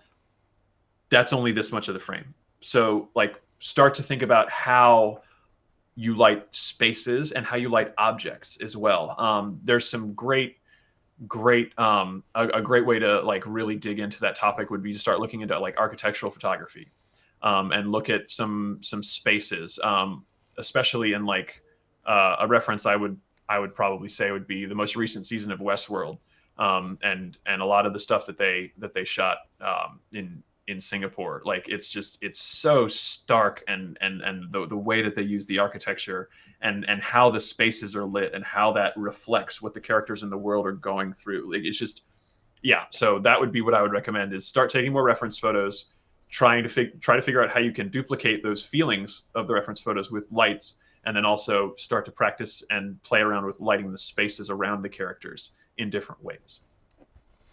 So I really like about your advice that you haven't mentioned one piece of equipment that people actually need to buy. It's all about kind of putting in the work behind the scenes and really experimenting with the theory and kind of the motivation behind the lighting. And you've just brought the light meter in. That's slightly more advanced, but go on. It's right here. Yeah, it doesn't matter. You don't have to get this one. Sekonic makes... Oh. Hold on. Sorry about that. I will be... That's all right. We've lost you for a minute. My camera will come back up in just a moment. Sorry. I did not realize that battery does not communicate with the camera. Because I had just glanced at it and it was like, you're 3/4 of the way full. And I was like, I've been talking for 2 hours. I don't know if that's accurate, but okay. No, it's good, mate. We'll let you go soon. Oh, no, it's fine. Let me just crank that back on. Oh, we're good. All right. Cool. Awesome. Should come back up. And yeah, if you've got any final questions for David, we're just wrapping up now, but if you've got any kind of burning questions you want to know about lighting, David's kind of worked on projects ranging from corporate to music videos to live events as well, short films. So anything you're wondering, how do I achieve this emotion? How do I achieve this effect with lighting? Just should drop your question below, and we're going to be clocking off in about 5 minutes, but if you have any final questions, drop them below and David's going to do his best to answer them. Yeah, sorry, I will be right there. Sorry, having to reset. No, it's fine, no problem. It's been a really interesting stream so far, and I mean this is the whole idea behind Camera Chat, the live show. Is basically every Friday we bring on like a new professional in the field and we learn something from them. So today we've learned so much from David about creating mood with lighting and being intentional with your light and kind of thinking about the why behind the shots, not just, hey, that looks pretty, these colors look great in the background, thinking, why are those colors there? And what emotion are they conveying to the audience? So being really intentional. And we're going to try and do this every week. So we're going to try and get sometimes it'll be me talking about a topic, but it's important to acknowledge that not everybody's an expert, and nor should they be. So if there's people that can really, like specialists in their field, like David is a gaffer, a lighting expert, like a sound operator, we're going to try and get those people on and kind of learn from them, because I'm learning from David so much today, and I hope you have in the audience as well. Basically the idea is, we get experts on and we learn and we grow together. So tune in every Friday, make sure that you're subscribed and you've got the bell notifications on, because you'll be notified every time I go live. It's going to be every Friday. Next Friday is actually the last one of the year, where we're going to be taking a look back at all of the crazy cameras that have been announced in 2020. 2020's been an insane year for cameras. It's been obviously an insane year for the world, and everything to do with the pandemic and coronavirus and all those crazy things happening. But there's also been a wealth of cameras announced from various manufacturers, and there's a lot to process and there's a lot to go through, and it's very exciting because I'm a gear nerd, so it's all good. So next week we're going to be joined by 2 or 3 other guests, and we're going to be talking about cameras from everyone from Red to Canon to Sony to Panasonic, and Blackmagic as well. I think they released a camera this year. So yeah, next week's going to be the last one. It's going to be a bit of a celebratory mood. We're gonna have a laugh. We're gonna talk cameras. So make sure you tune in for that. Subscribe and make sure the bell is on so you get a notification when that happens. David, are you good? Kind of. Yep. Cool. Yep. So last thing was if you don't have to get this light meter. This is the Sekonic 478.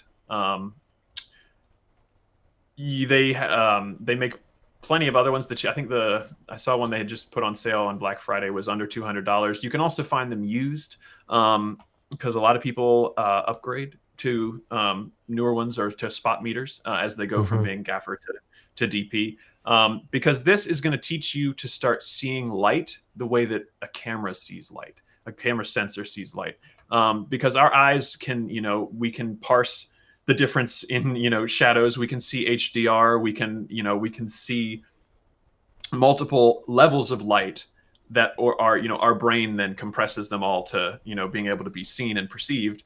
A camera can't do that. A camera sensor can only see one amount of light at a time, and which is why if I switch from this camera to my FaceTime camera, it looks terrible because the 2 sensors are seeing different amounts of light. So by using a light meter and just really even just taking it with you and seeing like, oh, what is the sun in the middle of the day? Okay, cool. Wow, that's F64. That's 20,000 foot candles. And starting to the more you use this and start to it'll start to help you see light the way that cameras do. So that way, when you're on set and you're having to make critical decisions, you can hold your hand out, and be like, okay, cool. That is right around 2 stops down on the ratio. We look good there before your actor gets in or before your stand-in has to come in, or knowing that like, okay, cool. That's about an F4. So I think we'll be pretty close. It helps you to work more rapidly on set. But even then, if you're on set and you have one of these, you can literally just press a button and then it tells you exactly. So it helps you start to understand truly how inverse square law works and how you can use that to really start to create some things lighting wise. Yeah, and I guess it goes back to our kind of theme that's established through the show is kind of intentionality and being less haphazard and random with things. So if you know exactly the light that you need to be outputting, then that gives you a big head start as to if you were just to kind of throw up some lights, kind of put them everywhere and kind of, oh, that looks good, and being a bit more kind of general about it. If you kind of have those scientific measures, then it really kind of gives you the opportunity to be more intentional, right? Well, and it's great that you say science, because the difference between science and messing around is writing it down. So I highly recommend everyone gets like an art book, like just the blank white pages. Mine's of like 8 by 10 with a spiral bound. I draw up every single lighting diagram for almost everything that I've ever done, and it's in my book.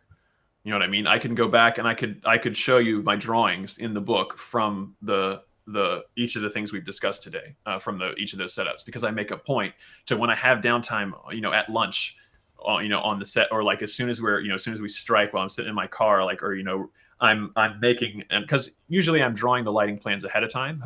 Hopefully I'll have some pre-production time to do that.